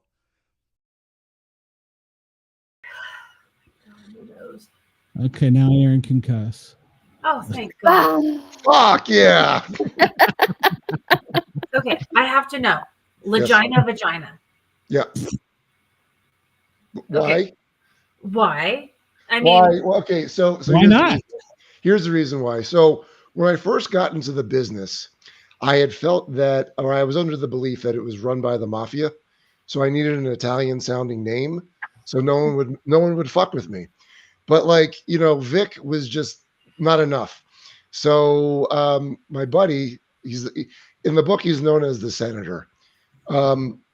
He's like, I think you should just make it Vic Lagina. And I said, you know what? That's actually perfect. Because my feeling was I never wanted to take myself seriously in the business because it's the porn industry. You can't take yourself seriously, yet a lot of people do. So for me, it was like, let's shoot something real quick, like a funny intro before someone has their wank, and let's just not take ourselves too seriously. So Vic Lagina embodies all of that. So is that also your porn name if you're going to do porn? Because as a child or whatever, mine was going to be Richard Rigid. Just call me Dick for short. Right. That was probably taken. I don't know. Of course, it'd be like that. There's supposed to be like some sort of formula. It's like the street where you grew up on or something like that. Yeah, but that's boring. Like I think if you're going to get in the industry, you got to have like a good porn name. It's like otherwise, what's going to stick? Well, Ron Jeremy, he didn't really have a good porn name. He just that's his first name and his middle name. He had a penis that went down to his knee, and he was furry. Yeah, the hedgehog. I mean, what more? Listen. My first day on set was with him, shooting. He was the fourth scene of the day, and I'll tell you something. I've never seen someone with such good control over his dick than anyone. Where he told his co-star, count down from 20. And she counted down from 20, and at when she hit 1, blah blah, it goes everywhere. That was it. And he's given me a memory that I will never forget. After the shoot was over, he's in the kitchen eating cold pizza, butt naked. Never gonna forget that. Fur. Yeah, well, I think the reality was he was a star because he was guy that was having sex with all these beautiful women. Yeah, he was a little troll man. Met him in person. he was in now. I remember I went to the porn convention in LA. Mhm. Great time. Went with one of my very good friends, and I have big boobs. No, we called her Special K for a Okay. reason. Like Right. she had like K-cups. boobs. Right. And somehow we wound up in a line to say hi, and he was like, "Oh my God, those are the biggest." Can I like? He had to motorboat her the whole thing. Yeah. Yeah, his story ended kind of interestingly. Have you followed it? Not really. I was okay. So he was locked up in the beginning of COVID because there was literally decades worth of allegations of rape. Yeah. Sometimes with young, like these are allegations as young as like 14, 15 sometimes. Mhm. So he was in jail awaiting trial, and then eventually he was sent to the psych ward, and he was released on a compassionate release under the care of his sister, I believe. So he's not fit to stand trial. Apparently, his mind is no longer there. Was it syphilis? I mean, that would actually be what I would think, but I don't think so. I don't know. I really don't know. I mean, he could be president, yeah. Yeah. Right? Yeah. Or King of England. Yeah. But, at the end of the day, porn when he started coming up through, it was a whole different thing. I look at it like, okay, so there was a movie in the 80s. It was called Angel. Do you remember that movie at all? Sound familiar, but no, I'm not familiar. Okay, so basically it's about a hooker. She is like I think she's 15, maybe 16 in the movie. So at night she's a hooker. During the day she's, on the path to a college career at a private school. She has a full scholarship and all of that. And it involves a serial killer and all of, everything. I recently rewatched the movie and I was kind of like cringy. So bad. But I love horrible bad movies. Right. Taking a look at it now versus when I saw it when I was a lot younger, there's a whole different thing, because in the movie she's talking about how she's been on the streets since she was 12. She was a hooker from the time she was 12 years old. Right. And that would not fly in any movie in any way today. Well, in the 80s, a lot of times in the 80s and 70s, yeah, that stuff wouldn't fly today at all. No. Not at all. No, but for me, that's the prime example. Angel is the prime example of what will not work today. Yep. No, you're right. You're right. But there's a fantastic drag queen in it. Just in general cinema, I mean, there's probably a lot of movies they can't make. Blazing Saddles, American Pie, Porky's. Oh my God! Oh my God, I love Porky's. Yeah, me too. And Porky's. My wife's father took her to see Porky's when it first came out in the movie theater. Oh yeah, the Porky's was great, but it can't exist anymore. No. American Pie can't exist. I mean, no. a lot can't exist anymore. And sometimes I remember, like, I'll watch some things sometimes, and I'm like, did I hear just what I heard? And you're like, oh God, this is that's bad. It's a little cringy. So. Yeah, I mean, we learn and grow as a civilization, but it's some of the things that's funny because. Yeah, did you hear this? Like, I got the 80s in me. Did you hear the uproar of the girl on OnlyFans who had sex with 100 guys and how everyone's freaking out about it? Why is they freaking out about it? She did it in a day or something, didn't she? It was in a day. It was in a day, and there was a documentary that this guy produced that was observing, and I think the reason was she had a meltdown after it was all over, emotional meltdown, and people were like, "Yeah, this is wrong. She clearly has trauma and all that." I'm like, "Well, that very well may be the case, but here's the deal: she's the creator, she's the boss, she's paying everyone. You don't get any more consensual than that. So what is the issue?" And I was like, "Don't you remember, like, Jasmine St. Clair did like 300 and then Houston did like 620 back in the 90s. Like, are you not forgetting that?" So yeah, there's a lot of uproar going on right now that's I don't really quite understand, other than the fact that I think people were affected the fact that she was crying afterwards. I think honestly it comes down to the generations that we are living with now. Yeah. There was recently an artist that came on the news, and her art was that she let anybody do anything they wanted to her for 6 hours, and she was Mm. horribly traumatized. I'm like, really? You had that much faith in humanity that you wouldn't walk out unharmed and traumatized? Then you're stupid. Yeah. Yeah. Yeah. The other thing too is like, men will do anything. Yeah, I agree. Like if you're lining up for that, why? Why do you want to follow 99 other dudes? Like I don't get it. But I mean, at that point in time, it's just kind of like a slip and slide, right? yeah, and apparently when the dude walked in the room, like the guy, he said, "Oh, it smells in here." What did you say, Rundle? Can you imagine? Yeah. Rundle. After this, can you imagine the smell of 99 jizz sessions? Ugh. Yeah. Yeah, no, not only that, and I also think too that there has to be a definite hygiene issue going on there too. Yeah, like she could benefit from Vic Lagina's School of Porn Lesson 6 hygiene, because yeah, it sounds like it was pretty bad in there. Okay, can I be honest? That sounds like a book all by itself. Vic Lagina's Guide to How to Care for Your Vagina. Yeah, no, it's all in there. It's covered. It definitely is. Yeah. It's a topic that I'm very passionate about because there was a lot of incidences, not like just like on set and off, Well, so I mean, don't get me wrong, like men have little holes where shit gets into and stuff, Yep. but we have big holes. Well, okay, mine's not that big. But you know what I mean? Our holes are bigger than your holes. I'm learning so much tonight about you. Yeah. Let's not talk about my superpowers. We can talk about those later. But we have holes that men put stuff in. Our body care needs to be a whole different level Mhm. than men. Oh yeah, no, there's a pH balance factor that gets thrown off by virtually anything. Unless you're sounding. Unless you're what? Sounding. Okay. Sticking rods in your pee holes. Right. What? But you don't know what sounding is? Apparently, I've lived a very sheltered life. Oh, so it's a whole thing. So they have these little rods. Usually, sometimes they're glass, sometimes they're metal. It all depends on who you're talking to.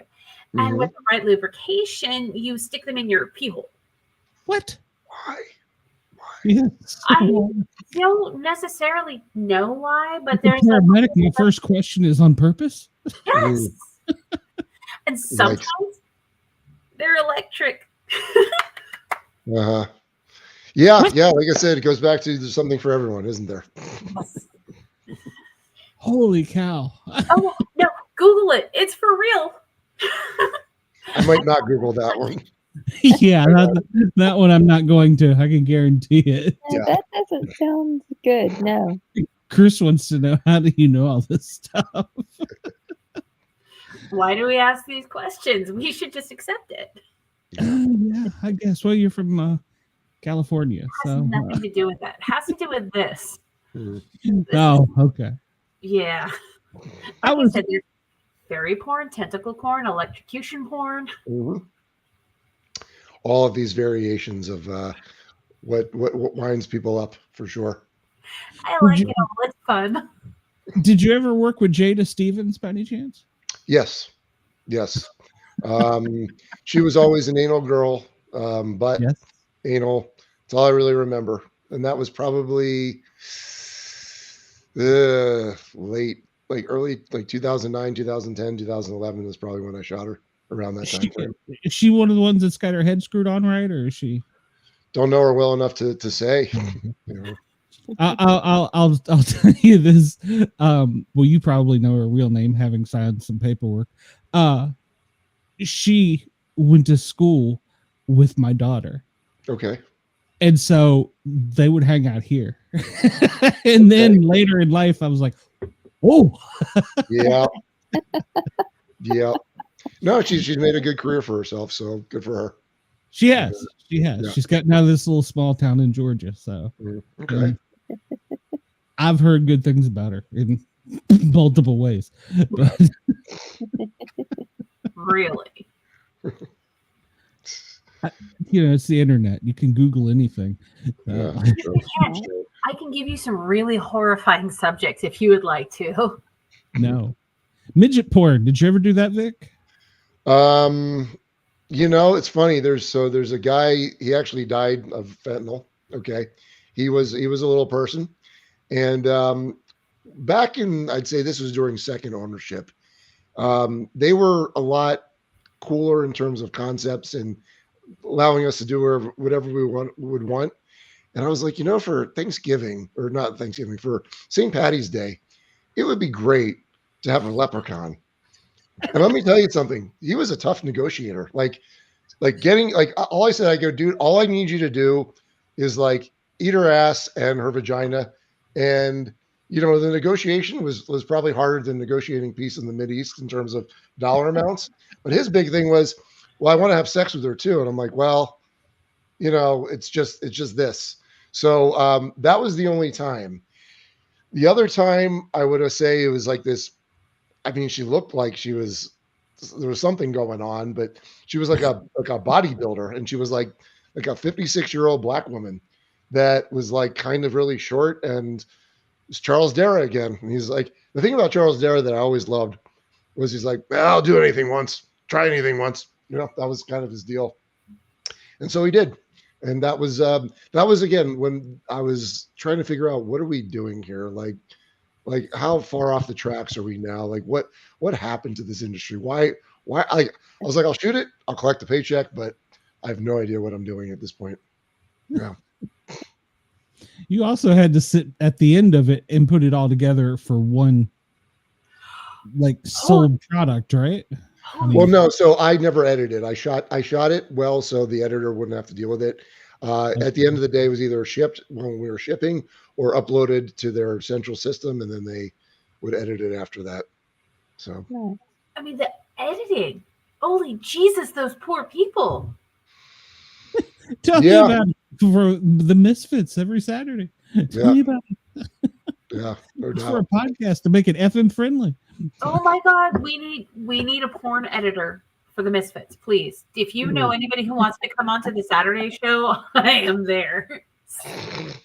I will take the day off. I will be there for the porn editor, please. Yeah, well, I'll tell you this. I used to be an editor, so I knew how to shoot to edit. So anyone who ever shot my stuff, it was very easy. If there was a cut, I'm literally in a close-up now. If I was in a wide shot, now in a close-up, literally just cut out the little bit in between. People loved editing my stuff because it was all pretty much shot to edit. That's great. I'm just going to say that thing right now. You talk about shooting, in porn. Maybe I'm tipsy. It's very, very entirely possible, but I'm just the jokes write themselves right now. Yeah. To get that amount of substance, I think they have to have a special diet and take proteins. Yeah. I've heard pineapple juice at least helps a little bit. Pineapple juice helps with the taste. If you want to have voluminous pop shots, you eat celery. What? Celery. Yeah. Huh. So if you eat celery and pineapple juice, well, every woman's going to be happy with you, apparently. That's a meal for a day right there. Yeah. There you go. Interesting. Yeah. I will take a note of that one. But well, it wouldn't matter. I've been married for 75 years, so it wouldn't matter. It'd just be me. So. It'd be me watching the stuff he probably shot. So I love your dogs. I found you on Instagram. I love your dogs. I have two pit bulls. I love dogs. Thank you. Yeah, no, I've had 6 dogs of my own, and then now that my girlfriend moved in with the Doberman, we're on number 7 now. So. Oh, the puppies. Yes. Do you rescue dogs? I do. I used to get when I had my German Shepherds, they were from breeders, and I stopped doing that after I got the German Shepherds, and I just started rescuing because we all know why. Every dog needs a home, and there's some great dogs out there. There are. Yeah, we had Mastiffs before, and we stopped doing it and just started rescuing. Yeah, it's a lot more rewarding. The raising a dog from puppyhood is great and all, but a dog knows you saved them, and so they're a little extra loyal. Yes, they are. Yeah. I'll be honest. I mean, I've had a lot of rescue dogs and birds. Birds are a whole different story. But hopefully in February, fingers crossed, I am getting a cane Corso and Great Dane mix. Oh wow! She's one of my daughters. You know how you like get like children from. I'm not saying it right. This sounds really bad. So one of my son's best friends, it was his fiance. Long story short, that's how I got the dog that you all saw wandering around. And now she has a great cane. A great cane, I think, is what they're calling him. Okay. Wow. I'm so excited. That's so cool. Very huge. Huge. Yeah, huge. Giant dog. Rich. Yeah, nobody will break into your house or mess with you. So. Well, Inky Dink, my dog Inklis, he always sounds like he's getting a hernia when he barks.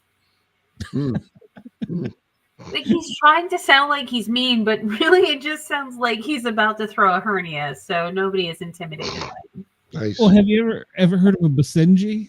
Oh, Basenji, it's a gym. They don't bark, they whine, and they try really hard to bark. It's the funniest thing. My uncle was a veterinarian, and I ended up rescuing one that had been hit by a car. The family was just like, put it down. And he's like, oh, okay, whatever. I think I can save the dog. And he had a heart of gold. He never would. He'd tell him, he's like, I took care of everything for you, wouldn't charge him. And he'd save the animal and let somebody come in the back door and take it. You know, he didn't charge a thing, but they whine and they really act like they want to be a badass dog, but they just whine, and it's funny. If you were breaking in, you'd just start laughing. You would be like, what the hell's wrong with this dog? Nice. So the husband tells me I'm not allowed to have, too many animals because being me, I would adopt the raccoons, possums, the bobcats, the tigers, the lions, all of them. He says, hey, that's not a friend. I'm like, it's friend shaped. It's friend shaped is my friend. Happiness. It's true. Chris says that he can't wait to listen to your audiobook. The porn stuff is very interesting, but being a business major in college, I have enjoyed his insights into the business side of it. Well, I think I appreciate that, Chris, and I think go along for the ride. You will not regret it. It's a fun one. I was going to say, I heard a rumor that there were different levels of reading. I don't know if I'm saying that right, but you had different tones because of different things. Okay. Yeah. So you heard correctly. So, okay. I've been very honest about, my drug intake and everything else. But when I was recording the straight narrative, which is everything, 37 days, no alcohol, no weed, I wanted to be as straight and as sober when I was doing it. And it took me 37 days to do all that. Now, my alter ego talks throughout the book. And that's when I decided to break sobriety because I needed to have different kinds of reads for him. He's got a certain name in it. So the first read was a little bit of weed, a little bit of wine, very mellow, very chill. And then a guy who deals fentanyl-free cocaine, he runs it through a spectrometer. I told him, I said, look, I just need a scotch. Just give me a little bit. And so he did. And the second read was more of a Coke read and a little bit of booze. And then I figured I had everything I needed. And then Sunday morning comes around and I'm like, I think I need an acid read. So I dropped a hit of acid and I recorded for 2.5 hours straight, just all the dialogue. And I had every version of it. So 40 days of recording, 37 totally sober, 3 completely off the wall, and it does add to the experience for sure. So I'm going to be honest, I love your voice. Well, thank you. You have a fantastic voice. The tone, the cadence, you've got that thing. Yeah. I just want you to pull my hair and call me a Oh God. I'm going to turn red right now. Thank you. It definitely helps. It was people had said, especially the woman who designed the cover. I would talk to her all the time because I wanted to get it perfectly. And she goes, I really can't wait to read this book. But she's like, I want you to read it to me. Yeah. And I was like, okay. So that's what got me to do it. And I kind of keep weird hours, but during that time frame, I would sometimes, my alarm would go off at 2:00 in the morning, and I would be recording at 2:45 in the morning, because at that point in time, even though my brain wasn't really working, the rawness of it really came through in the whole recording sessions. So I would do that. I would record everything, and then I would edit that section of the day. Because sometimes if you miss something, if you say something wrong, if you mispronounce a word, well, you should go in that day and do it, because your voice sounds different every day. Yeah. So you would hear the difference. So yeah, that's what I was doing all the entire process. I'll tell you, the audiobook was so much fun to put together, because it's got my little weirdness that's inserted and weaved all the way through. And a lot of the stuff that I talk about, I use the actual audio from what I'm talking about, and I put it in the audiobook as well. So yeah, it's a lot more fun, a lot more interactive.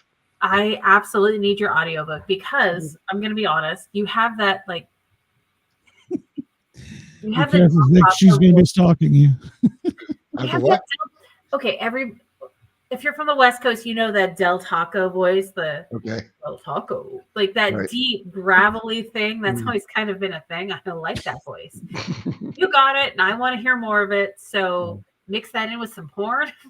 I am there for this. I think you'll enjoy the journey, and you'll have fun. I mean, this whole process of writing the book took 8.5 years from starting to write it.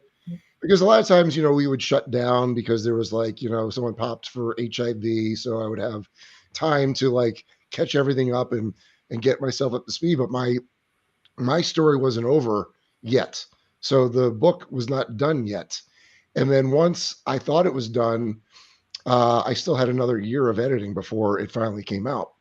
Because I wanted to be sure, if I'm going to release something to the world, it has to be good or great. There's no in between. So the work was put in. So that's why 8.5 years of my time to really get it all done. So a lot of heart, soul, blood, tears, all of it. It's all in there. Jizz. Yeah, jizz. Yes. But I really feel like this is your passion project. And yeah, it was. I think one of the things that I personally struggle with is that I just don't have as much passion for something. It's hard to find. Yeah. Really, really is hard for people to find that level of passion.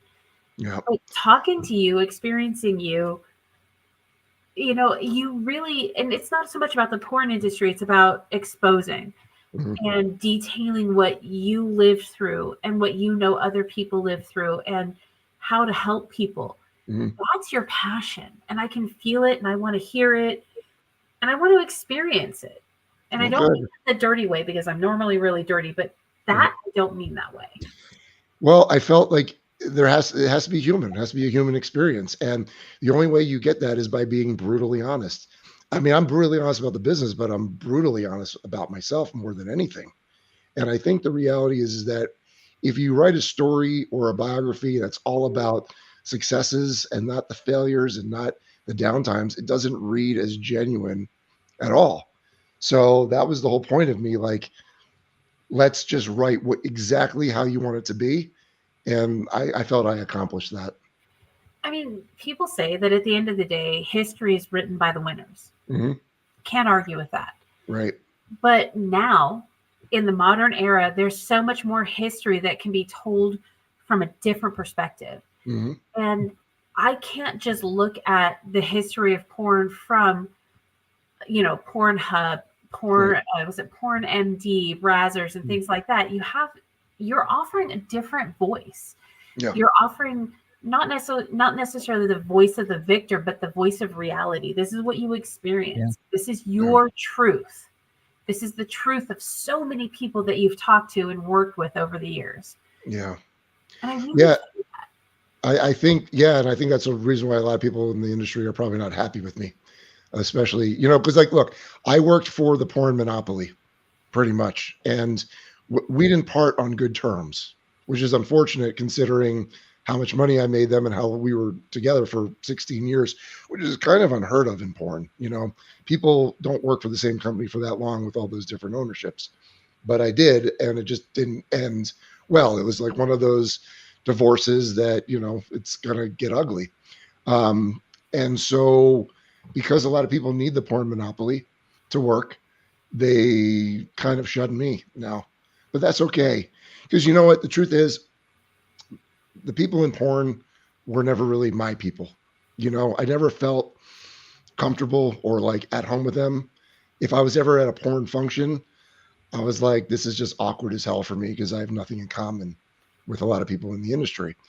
So that's why I felt okay about, nuking the bridge and not ever wanting to go back. Who did you feel comfortable with? I'm sorry, I didn't mean to interrupt you. No, I mean, when here was the deal. When I started getting away from the cocaine, I would then go like to music festivals all the time. And I met my people there, I mean, a lot of my friends from like summer sleepaway camp when I was a kid, they're still my friends, but, people from college, people from high school, lost touch with all of them. And I just never really felt at home in porn. I mean, I was in my bubble out here in Vegas as opposed to being in the Valley, but I just never really felt like, had anything in common with them. Even when you're, hooking up in real life and you're being intimate with someone, okay, after sex, you got to talk to them. There was nothing to really talk about. Like we didn't have anything in common, I don't like talking to people. Yeah. But I mean, that's really it. The post-coital conversations were like, okay, what do we do now? Yeah. Awkward, and that's how it always was. Awkward. Completely off topic. If you're from Vegas and originally not originally, but before that, the Valley, have you ever heard of Wasteland Weekend? Uh-uh. Because I kind of feel like you would so like dig that vibe. Yeah. It's a post-apocalyptic weekend, like week-long event that they do out in the desert between California and Vegas. Okay. And it's it's a thing. Okay. So When is it? It's every September, and you have to go in dressed in like a post-apocalyptic thing. Mm-hmm. And we're talking like Fallout, everything like that. And people go all out. They have vehicles. It's like a completely immersive event. Probably did that Tommy Gunn, because he it was like a welder and did all these things, and he had like this like apocalypse vehicle. So he probably went to that thing, knowing him. It sounds that name sounds very familiar. They even did the most recent Mad Max movie when they did their premiere in Hollywood. Okay. They asked one of the tribes from Wasteland Weekend to come out with their vehicles and do a huge thing. And they took over like Hollywood Boulevard. Wow, that's cool. When they did it. That's really cool. It just seems like something like that you would vibe on. Yeah, maybe. Who knows? Who knows? Well, I'm smelling tacos that my girlfriend's making right now, and I'm getting really, really hungry. I'll eat. Well, yeah. Vic, we appreciate all the time you've taken with us. And of course.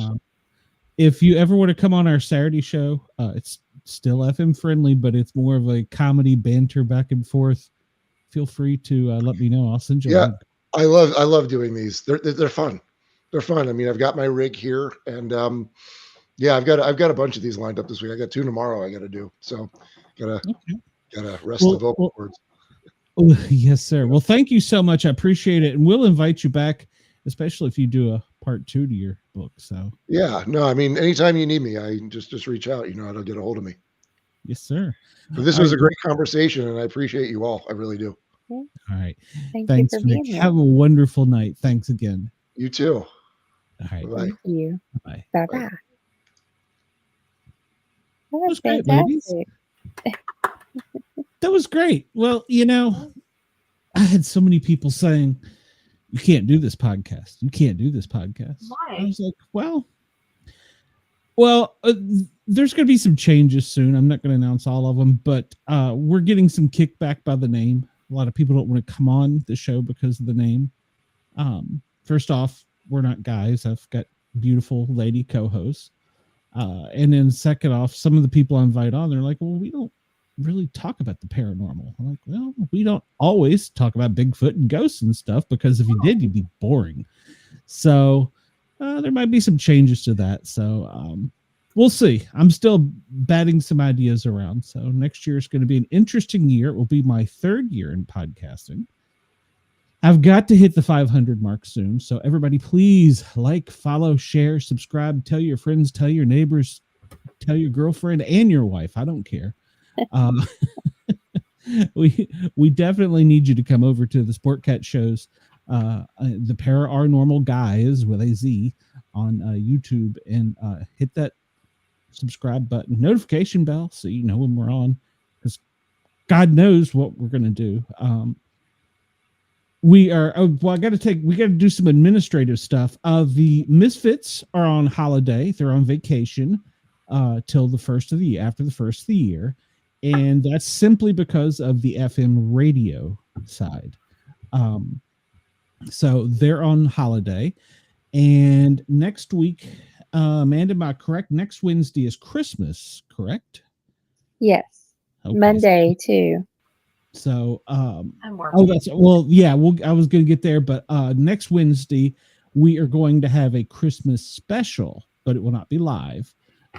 But you should see Amanda and I don't know if you'll see Amanda in both, but you should see for 1 hour. You'll see Amanda for 1 hour. So there will be a Christmas show. I'm still working out the contract details, and I say that because it's been a negotiation with a young lady based out of California that is a star in a capacity similar to Vic's. So I'm still working on the details and the time to record that. She's extremely busy, apparently. So that'll be a recorded episode for New Year's Day. She wanted the whole 2 hours. So Go, girl. I'm still working on that. Yeah. I've had a couple guests do that. I did get a follow-up and talk to the Australian hypnotist because of the time zone mess up. He says it was his fault. I don't care whose fault it was. It didn't work out, and everything happens for a reason. So he's going to come back, I think, in late January, early February. So we'll have him. The Robin Williams impersonator that was in the movie Twister reached out to me, and he wants to come back. So I will be scheduling. Twister, the hurricane or tornado movie. He was in the most recent one. Or the most recent one. Yeah, second. The most recent. The second Twisters. Yeah. Okay. Yeah. Twister. What is it? Is there an S on it? Okay. Well, whatever it is, that one. He's wanting to come back, and because we didn't have a great interview with him last time because I think he's in Texas, maybe he's in Vegas. But wherever it was, they were having bad storms and his internet was in and out. And so we had talked, but he couldn't because of filming and stuff. So he's going to be coming back soon. Nice. So we're going to have some repeat guests, some cool guests. I think those are the only 2 real big names. I'm still working on some other things. But we need our fans to push us over the edge with 500. That's our first goal. And prior to this, we were sitting at 399. So we need 101 people to come and subscribe. Chris, you got some work to do. So those are the announcements. And then Amanda, your show is coming back on Monday. Am I correct? You're going to do some type of... Yep. We'll be talking about Christmas from the past and some spooky Christmas stuff on Monday night for 2 Broke Witches. Ooh, that sounds like a Dickens theme? We could call it a Dickens theme. I like it. All right. Yeah. So that'll be back next week. Let's see. And I don't know. You can let me know about the following week. The holidays has kind of got everybody screwed up because people are with family and that was one of the things with the Misfits. It actually kind of worked out because so many people had plans with their family and things they wanted to do. And when the FM station called me and said, well, we're just leaving. I was like, what? How are you just leaving? So, when they said they were just leaving, I said, well, okay, I'm just going to give you, past episodes. So, yeah. But yeah, awesome. It was kind of a surprise to me. So, Aeron, you're going to keep me up with your schedule so I know to get you back in here because you were a fan favorite. So, like I told you, I can guarantee you one Wednesday and one Saturday a month. We'll figure it out. I have some great ideas, especially after talking to this gentleman. There are a lot of things that I think that between you and I, maybe Shay, throw some of Shay in there, we can do some stuff. Yeah, and Amanda too. Absolutely, Amanda. Just stuff on weekends because her son plays. I forget the instrument. He's in band. Sorry. Yeah, trombone. So we're away at his college a lot on Saturdays. My daughter played trombone. She just gave it up. She couldn't stand it anymore. I'm sorry. Oh gosh, he just became section leader. Nice, congratulations. Yeah, that's pretty major. So yeah, he loves it. He played. He started in middle school in the marching band. He even started early, and he's going to college to be. His degree is advanced manufacturing engineering. So he stays pretty busy. So we're always away at college on the weekends. Has he hurt himself anymore recently, or is he? No, he decided not to have the surgery. Okay. Well, I mean, because you said arm. He was no day or whatever it was. 0 days. His days. nickname is 0 days because he gets hurt all the time. He actually, they had the marching band award ceremony, and they gave him an award for most likely to get injured. Was it like a golden Band-Aid or something? That's great. It was an actual certificate with his name on it and the award name. And then they gave him a little drawing of a Band-Aid on a paper plate. It's hilarious. That's great. Those are memories he'll never forget. That's great. Oh, yeah. Yeah. Well, I'm glad he hasn't hurt himself recently. Me too. I think 3 or 4 times he's been to the ER now since he went to college in August. Yeah. Oh, Lord. He's a freshman in college. He's a freshman and he's done this? Yeah. Yeah. Luckily, he's made a good friend who goes to the ER with him. That's never a good thing. Chris says he got a paper cut. Would he accept it? I wouldn't doubt it, Chris. He was actually, if you saw me look down at my phone during this, he's sending me messages. Mom, my temperature is 103.3. Should Grandma make me some soup? Because he's home from college right now. And he's at my mom's house. He's like, and I'm like, yeah, sure. Let Grandma fix you some soup at 11:30 at night. I'm sure Grandma's going to love that. She spoils him rotten. Well, I don't know how it is at his grandma's, but I just spent a couple days with my mom and my great aunt, and they keep the house 120 degrees, so he might not actually have a fever. Maybe they get the suffocating. Yeah. He'll text me sometimes and like, Mom, it's 82 in here. But that feels so good. Oh my God. Well, I'm in the loft of this old farmhouse, and they had the temperature set on 80. I thought at one point in time, I was pretty sure I was having a stroke in the middle of the night. I was like trying to see if I could move my face. I was like, there's something wrong with me. I'm melting. So yeah. So completely off topic though, Glenn, since we're still on whatever. Yeah, we're just kind of. For a minute, Amanda. Sorry, I just have a question for Glenn. What is your bar superpower? My what superpower? Your bar superpower. Bar, B-A-R? Yeah. Like if you go to a bar, what is your superpower?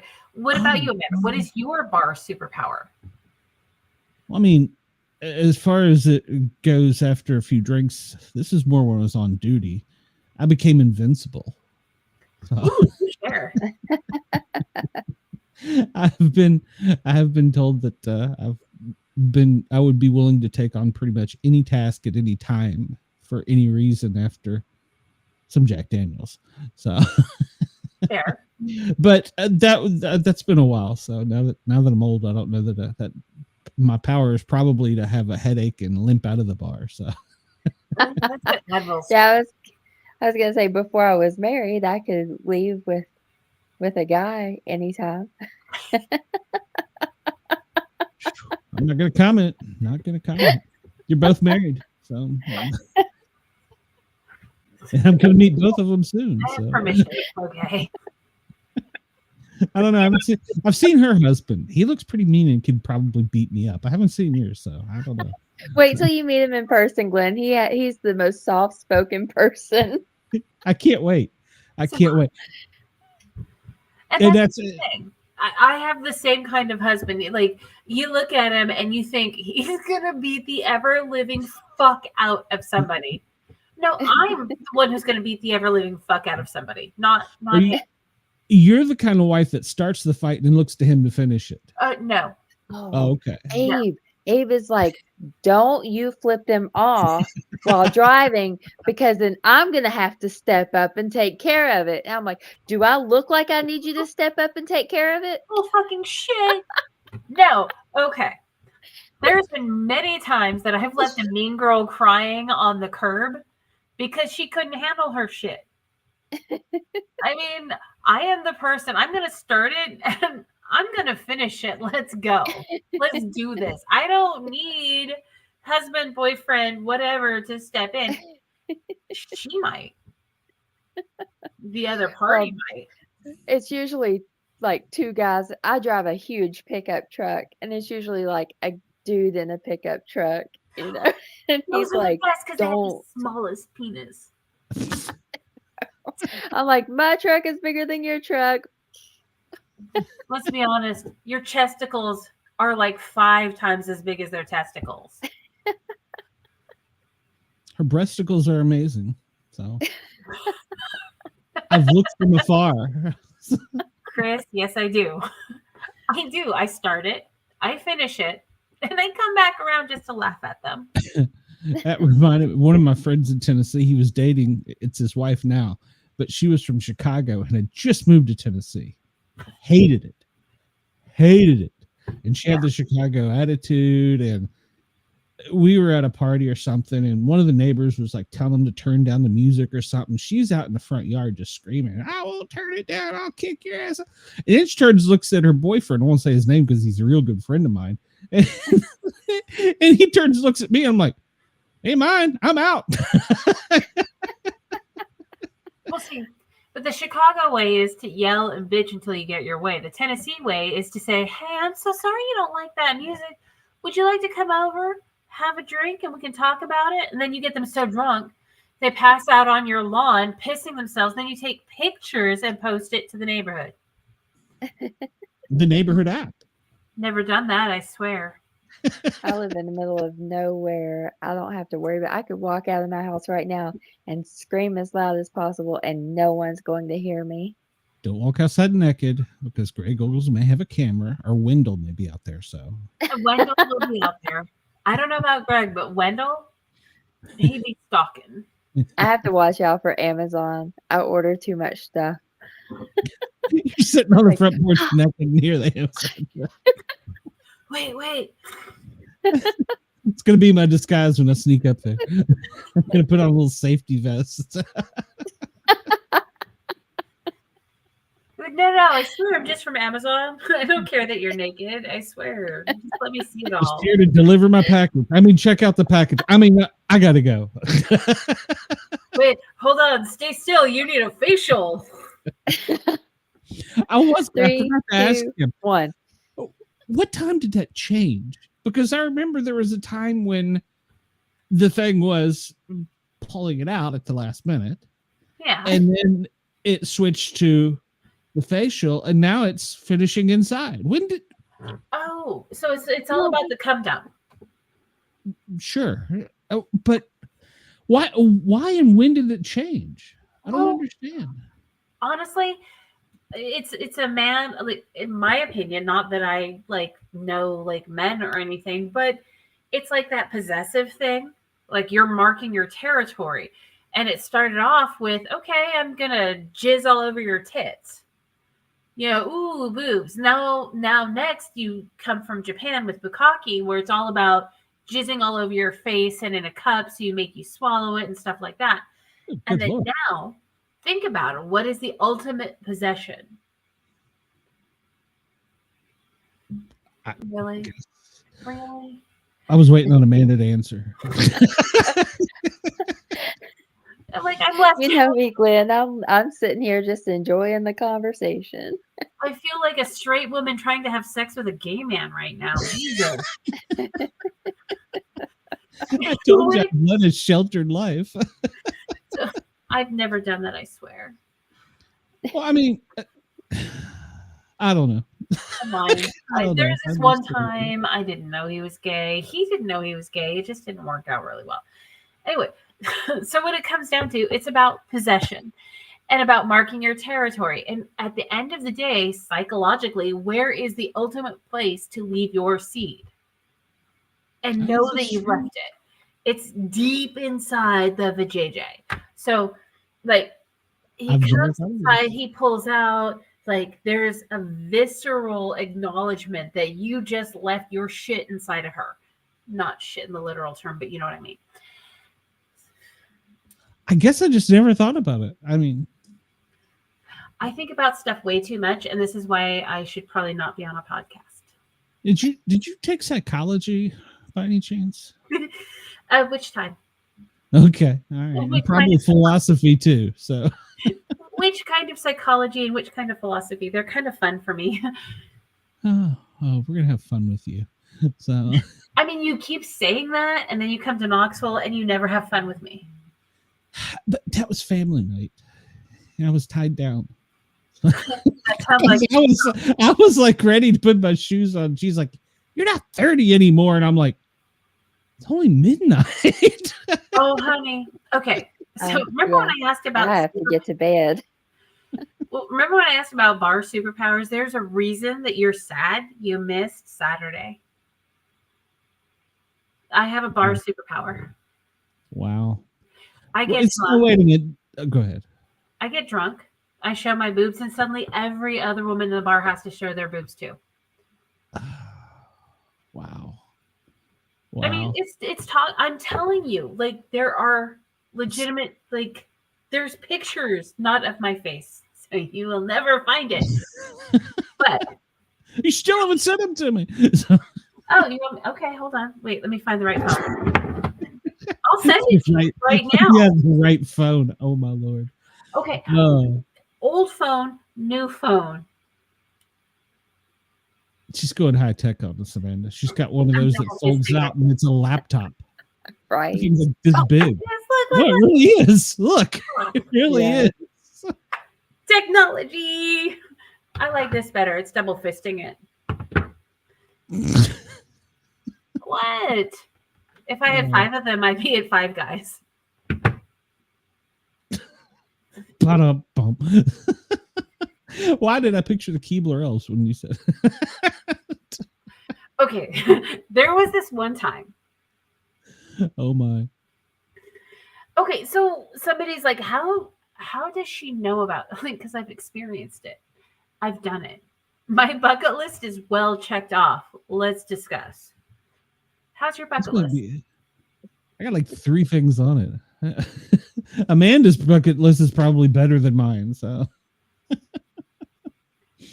right. Well, Amanda's got to go to bed because she's got a job early in the morning where she's going to get screamed at by people that didn't get service. Yeah. So, you all have a great night. Good Amanda, night. we love you. Thank you. I will see you, yes, I will see you Monday, but we'll talk before then. So, sweet dreams. All right, sounds good. Thanks. Good night. Good night. Mm-hmm. Bye bye. And now I'm left with no adults in the room. I'm scared. So. I mean, I can't argue with that. So, no. We're still live. Just remember that we're still live. So I can kill the stream anytime you're ready. So I can cuss though, right? Oh, of course. Yeah. Okay. Hold on. I gotta send you the picture. Because it's wait, that's not the picture. Hold on. I gotta find it. There's no faces in it, so it's not like you're gonna know it's me. Except for, I mean, you will. But you won't. I don't know anything. I know nothing. You know nothing, Jon Snow. I know nothing. I won't Photoshop your head on it. So. That's a different conversation for a different time after a different cruise. I don't even know that I could do that, but I guarantee somebody over there in the comments can. Like maybe Andy, Chris. Oh, Andy is in love with you, so. You said that he wasn't. Well, Is he in love with me now? He's in love with you. He did message me something though. He said he was kind of concerning me when he wanted to know about electrocution porn, and if you knew anything about it. Oh my god, electrocution porn. No, for real, it's a thing. So how does Andy know about this and I don't? You're sheltered. Chris says, please don't kill the stream until a picture gets sent. That would be a super chat, Chris. Hold on, wait. Where is it? I have to make sure I send it to the right person. There's some people here I don't want to send it to. Well, I would hope there would only be one Sportcat in your phone. So Here you are. Oh, mercy. That's what I hear that a lot. All right, so we're looking at okay, it hasn't come up on my phone, but it will soon. It's gonna pop right up. I'm still kind of stuck with electrocution porn from Andy. Okay, hold on. So this will be my reaction video. Oh shit. Wait a minute, it's still drawing. I feel holy cow. There's more than one. How does this happen? Superpowers. Did you know them beforehand? Wow. For like 20, 30 minutes. Those are some nice ones. Thank you. I mean, that's some East Tennessee's finest milk jugs. So yeah, that's and pierced too. Oh wow, tattoos. Wow, I'm impressed. I have a superpower. I get everybody to expose their titties when I'm drunk. Men too. That's what I like. The big. Well, never mind. We'll leave that alone. Oh, well, you tell. You like the what? Just a big. You can like a pencil eraser. You can chew on it. So. Hold on, wait. Making sure I'm looking at the right one out of the three. I mean, it's a good question. I'm like, wait. Well, one was pierced, so that eliminates a third. So one was smaller, so it eliminates the other 2/3. Not necessarily, because smaller boobs might have bigger nipples. Well, I meant size-wise. Oh. For process of elimination. So. Oh, okay. Yeah, I got the big boobs. Yes, you do. Oh, I'm glad nobody listens to my show. In one way, I'm almost embarrassed. So. I mean, Chris is listening. Chris is listening. Chris is one of our favorite fans, and I'm glad. Him, Wendell. We had even what's his name was in the chat tonight, Bobby Dizzle. So he came over. Bobby. Yeah, he came over and give us a little thumbs up there. Well, I hope he did. So I was a little concerned. I was like, uh-oh. Uh-oh. Well, he has to work early in the morning too, because he's got that secret squirrel government job. So do I. But I also have, wait, hold on. Where's the smoky? This way. I always have a problem with this. See, I put this up just for Bobby. I love it. Just because I have to fuck with him. Because Alabama sucks. Yes. Damn right. I'm listening, watching, and imagining. Oh, the things I can do. Chris, they're magnificent. I know nothing. I don't know what you're talking about. You know nothing, Jon Snow. That's right. Well, send me your schedule. We'll get you figured out. And if I can schedule you in the New Year's Day one together, I would like that. So, but let me check my email. Make sure she hasn't emailed since the show came on. But she is. I wonder if my emails are getting thrown in with. Yeah, I don't see a message from her with like a bunch of fans or something, because It's like every third day she answers me, so it's like she's going through it. So yeah, it's probably getting sorted in and amongst a bunch of like. Ugh.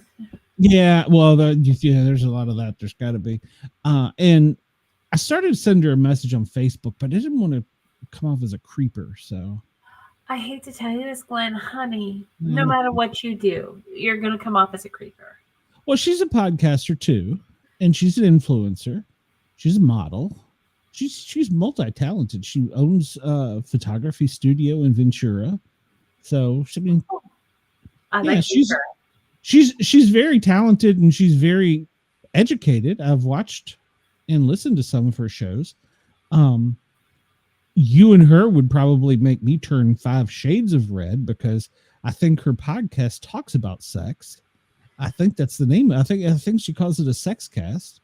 I mean, I'm just saying that if you are ever interested, I have knowledge, experience. Well, okay, that makes me sound like a fucking whore.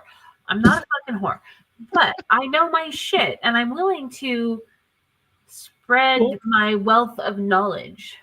You know what? Next year, there's going to be a little rebranding and we could do maybe an episode a month of you educating me on something I didn't know about, because let me tell you, there's a lot apparently I don't know about. Have you ever heard of ghost porn? No. Ghost porn. Oh my God. Oh my God. Is this like when Wonder Woman was getting nailed and Superman flew in to hop on top of it and he actually hit the Invisible Man in the butthole? I mean, pretty much, but like without superheroes, a more ghost penis and woman vagina. Okay. Ghost penis, pussy. Woohoo. We would have to keep it off Facebook, but we could keep it on YouTube and then we could roll it to Spotify and Rumble, of course. I have no idea. You're saying words right now, and then it's so outside of my purview. Well, there you go. So yeah, we could call it like educating the cat or something. So. Oh my God. Yes. Because it's always good to teach your pussy new tricks. It is. It is. And trust me, there's this like thing that came out a while ago. It's called Tracy's Dog, and there was a review on it. For real. Did she have sex with the dog? No. It's a toy. So trust me, Google this shit up. It's called Tracy's Dog. Google Tracy's Dog review. It is the funniest shit you've ever read. Seriously. Okay. And I will do that. It is the realest thing you've ever read. Yeah. Okay. Let's put it this way. I got one and I almost gave myself a concussion. Okay, I'm definitely gonna. Chris is Googling this as we speak.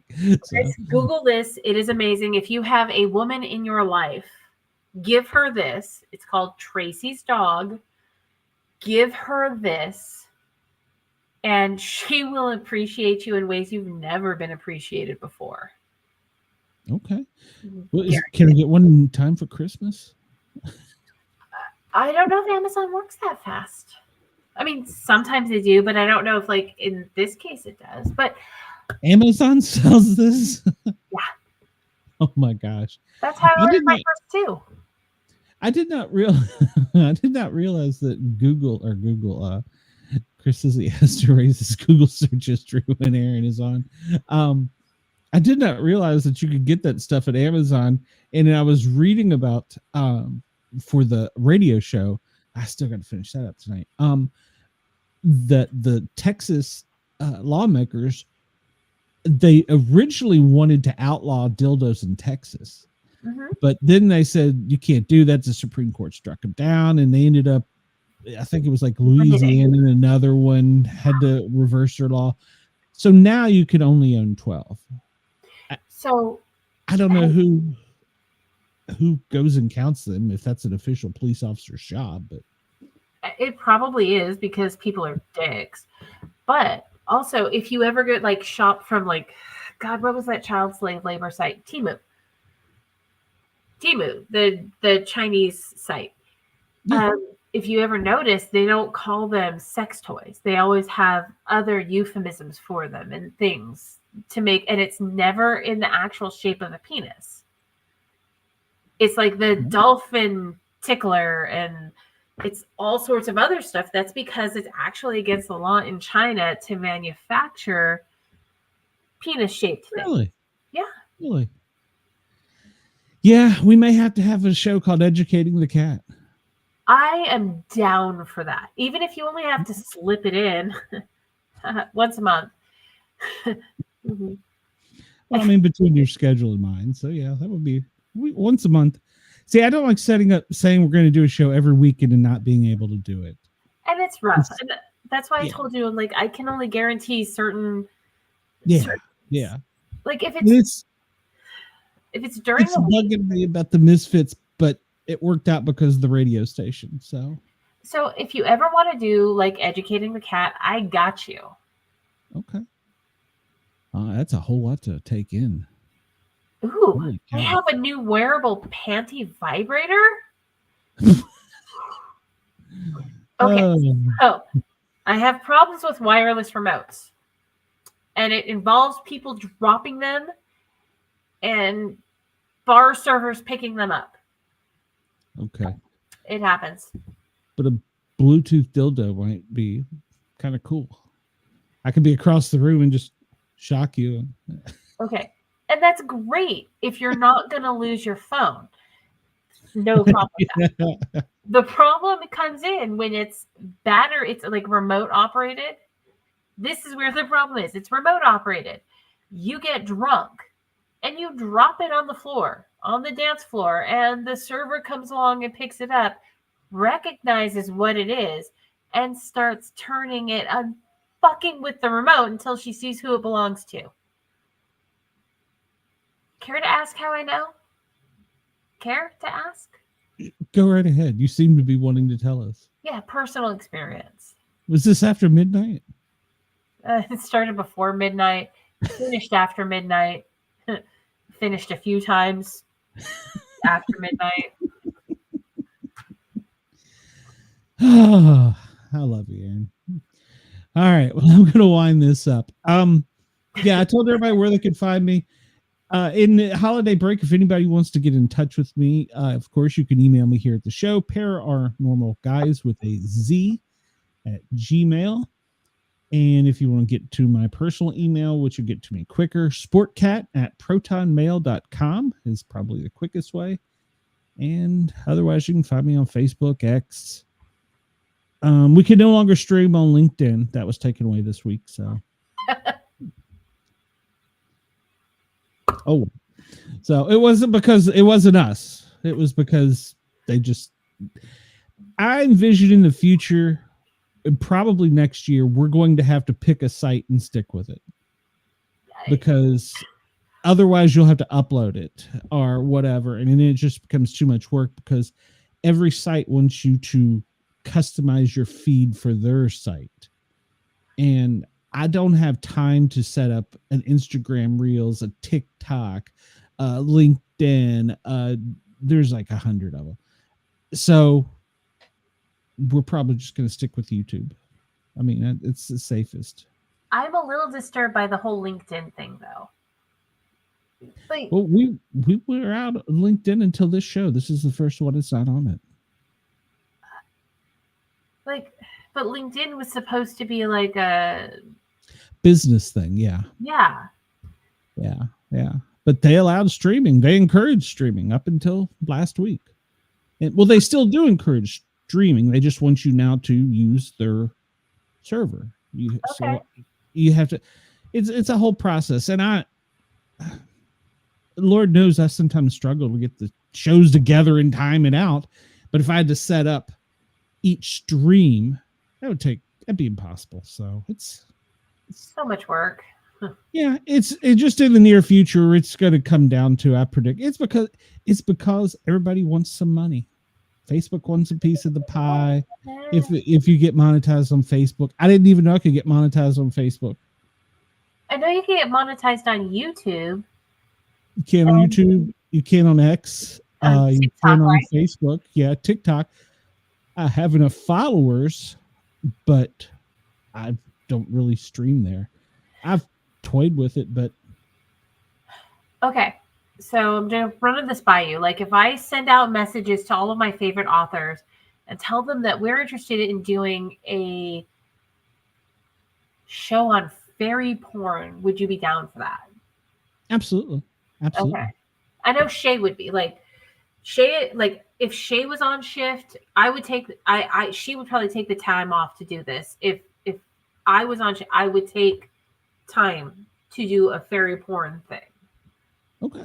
We can make it happen. Yeah. Okay. I have no problem with that. That was one of the things that a lot of people with my show, they wanted to put me in a box with the paranormal, and I didn't want to be put in the paranormal box. Oh, well, you want to do an all Bigfoot show? No, I don't want to do an all Bigfoot show. I don't want to do an all paranormal. I'm not afraid to I've had a sex worker. I've had a porn director. I've had an MMA star. I'm not afraid to have anybody in front of me. And that was one thing that a bunch of others who I was affiliated with would just put their nose in the air. Well, okay. It may not get me 1,000 likes or views or subs or whatever, but they have a story to tell and it's kind of cool. And I like to talk to these people. So Vic was fascinating. I actually could talk to Vic all day. And that voice, holy fuck. Well, we chatted back and forth on Instagram for probably a month before. He was eager to set it up, and we just couldn't get the date at first. And then once we got the date, because he, like he said, he's doing so many of them trying to get the book sales. So I'm going to be honest. Like, I really enjoyed talking to him. I really like what he had to say. Like I said, his voice, whew. So I'm going to go look it up on Audible, and I'm going to probably listen to it and maybe, let me know. Well, I mean about that too. But one of the things that I don't take video. Okay. One of the things I found interesting about the interview with Vic, and I've met a lot of producers and directors. He seemed like a caring type person. He seemed almost like a rescuer. And I really enjoyed that he took the time to think about the people. It wasn't just, go smile, whatever, cut, and that to me, especially in that business being as intimate, I've been on set, I've been on Marvel's movie set, I've been on the Avengers set and seen how the producers and directors and the PAs treat their people. So, I got a lot of respect for him because he's caring. He's a nice guy. And that's one of the reasons I asked him. I'm like, okay, so, would you consider coming back as an agent, as a representative for these people? And the reality is, as much as I hate to say it, the actual scripted porn industry it's leaving because there's so many people who can pick up their phone and take a shot of a dick entering their pussy and call it done and put it up there and make money from it. Yep. And hey, I think we're going to get back into the same problem again with there being, people that shouldn't be, whether they're underage, whether they, for whatever reason, legality wise. I think we're going to get right back into that. Absolutely. And I wanted to ask, but he kind of touched on it. I was like, I wanted to know what the impact of OnlyFans was. Like, at the end of the day, OnlyFans must have had a major impact from a business perspective on the porn industry. I was waiting in line to pick up kids from school. Okay, it was an elementary school, and I was behind an SUV that had a follow me on OnlyFans with a tag on the back. And I'm sitting here in line. And keep in mind, like, I'm pretty, I'm like, what's OnlyFans? This is a few years, it was like right before COVID. I'm like, what's OnlyFans? Because I don't follow a lot of shit. I do my own thing. I live in my own brain. My brain is its own thing. So it's like OnlyFans. I'm like, it's not a porn site. So I come home and I tell Bob about it, and he's all, holy shit. she really said that? And I'm like, well, yeah. It was on the back of an SUV, like a Cadillac Escalade. It was gold in color. And it was like great. OnlyFans, and it like had this whole thing. And I was like, you're pulling up to an elementary school with an OnlyFans logo on the back of your car, and that's how you're making the money. And this was in a very, very affluent community. Got to do something while the kids are in school. So I guess. I mean, I slept. COVID really did change the world. It really did. Not in a good way in some ways. In other ways, it has been a good thing. But I'll be honest, COVID fucked with people's brains. Oh, absolutely. I mean, it had nothing to do with the disease. It had to do with the isolation and all of that. That's a different story for a whole different time, and I have many, many opinions on that. Oh, it's true. It's true. If you were an introvert, you became even more of an introvert. It was my happy time. What the fuck are you talking about? I didn't have to talk to people. And now we're invading it. No, you're right. Everybody, have a great night. Thank you for tuning in. Thank you for hanging out with us. Please hit the thumbs up button. It does help the algorithm. And come back and see us again because, well, we're kind of cool. No, they're better.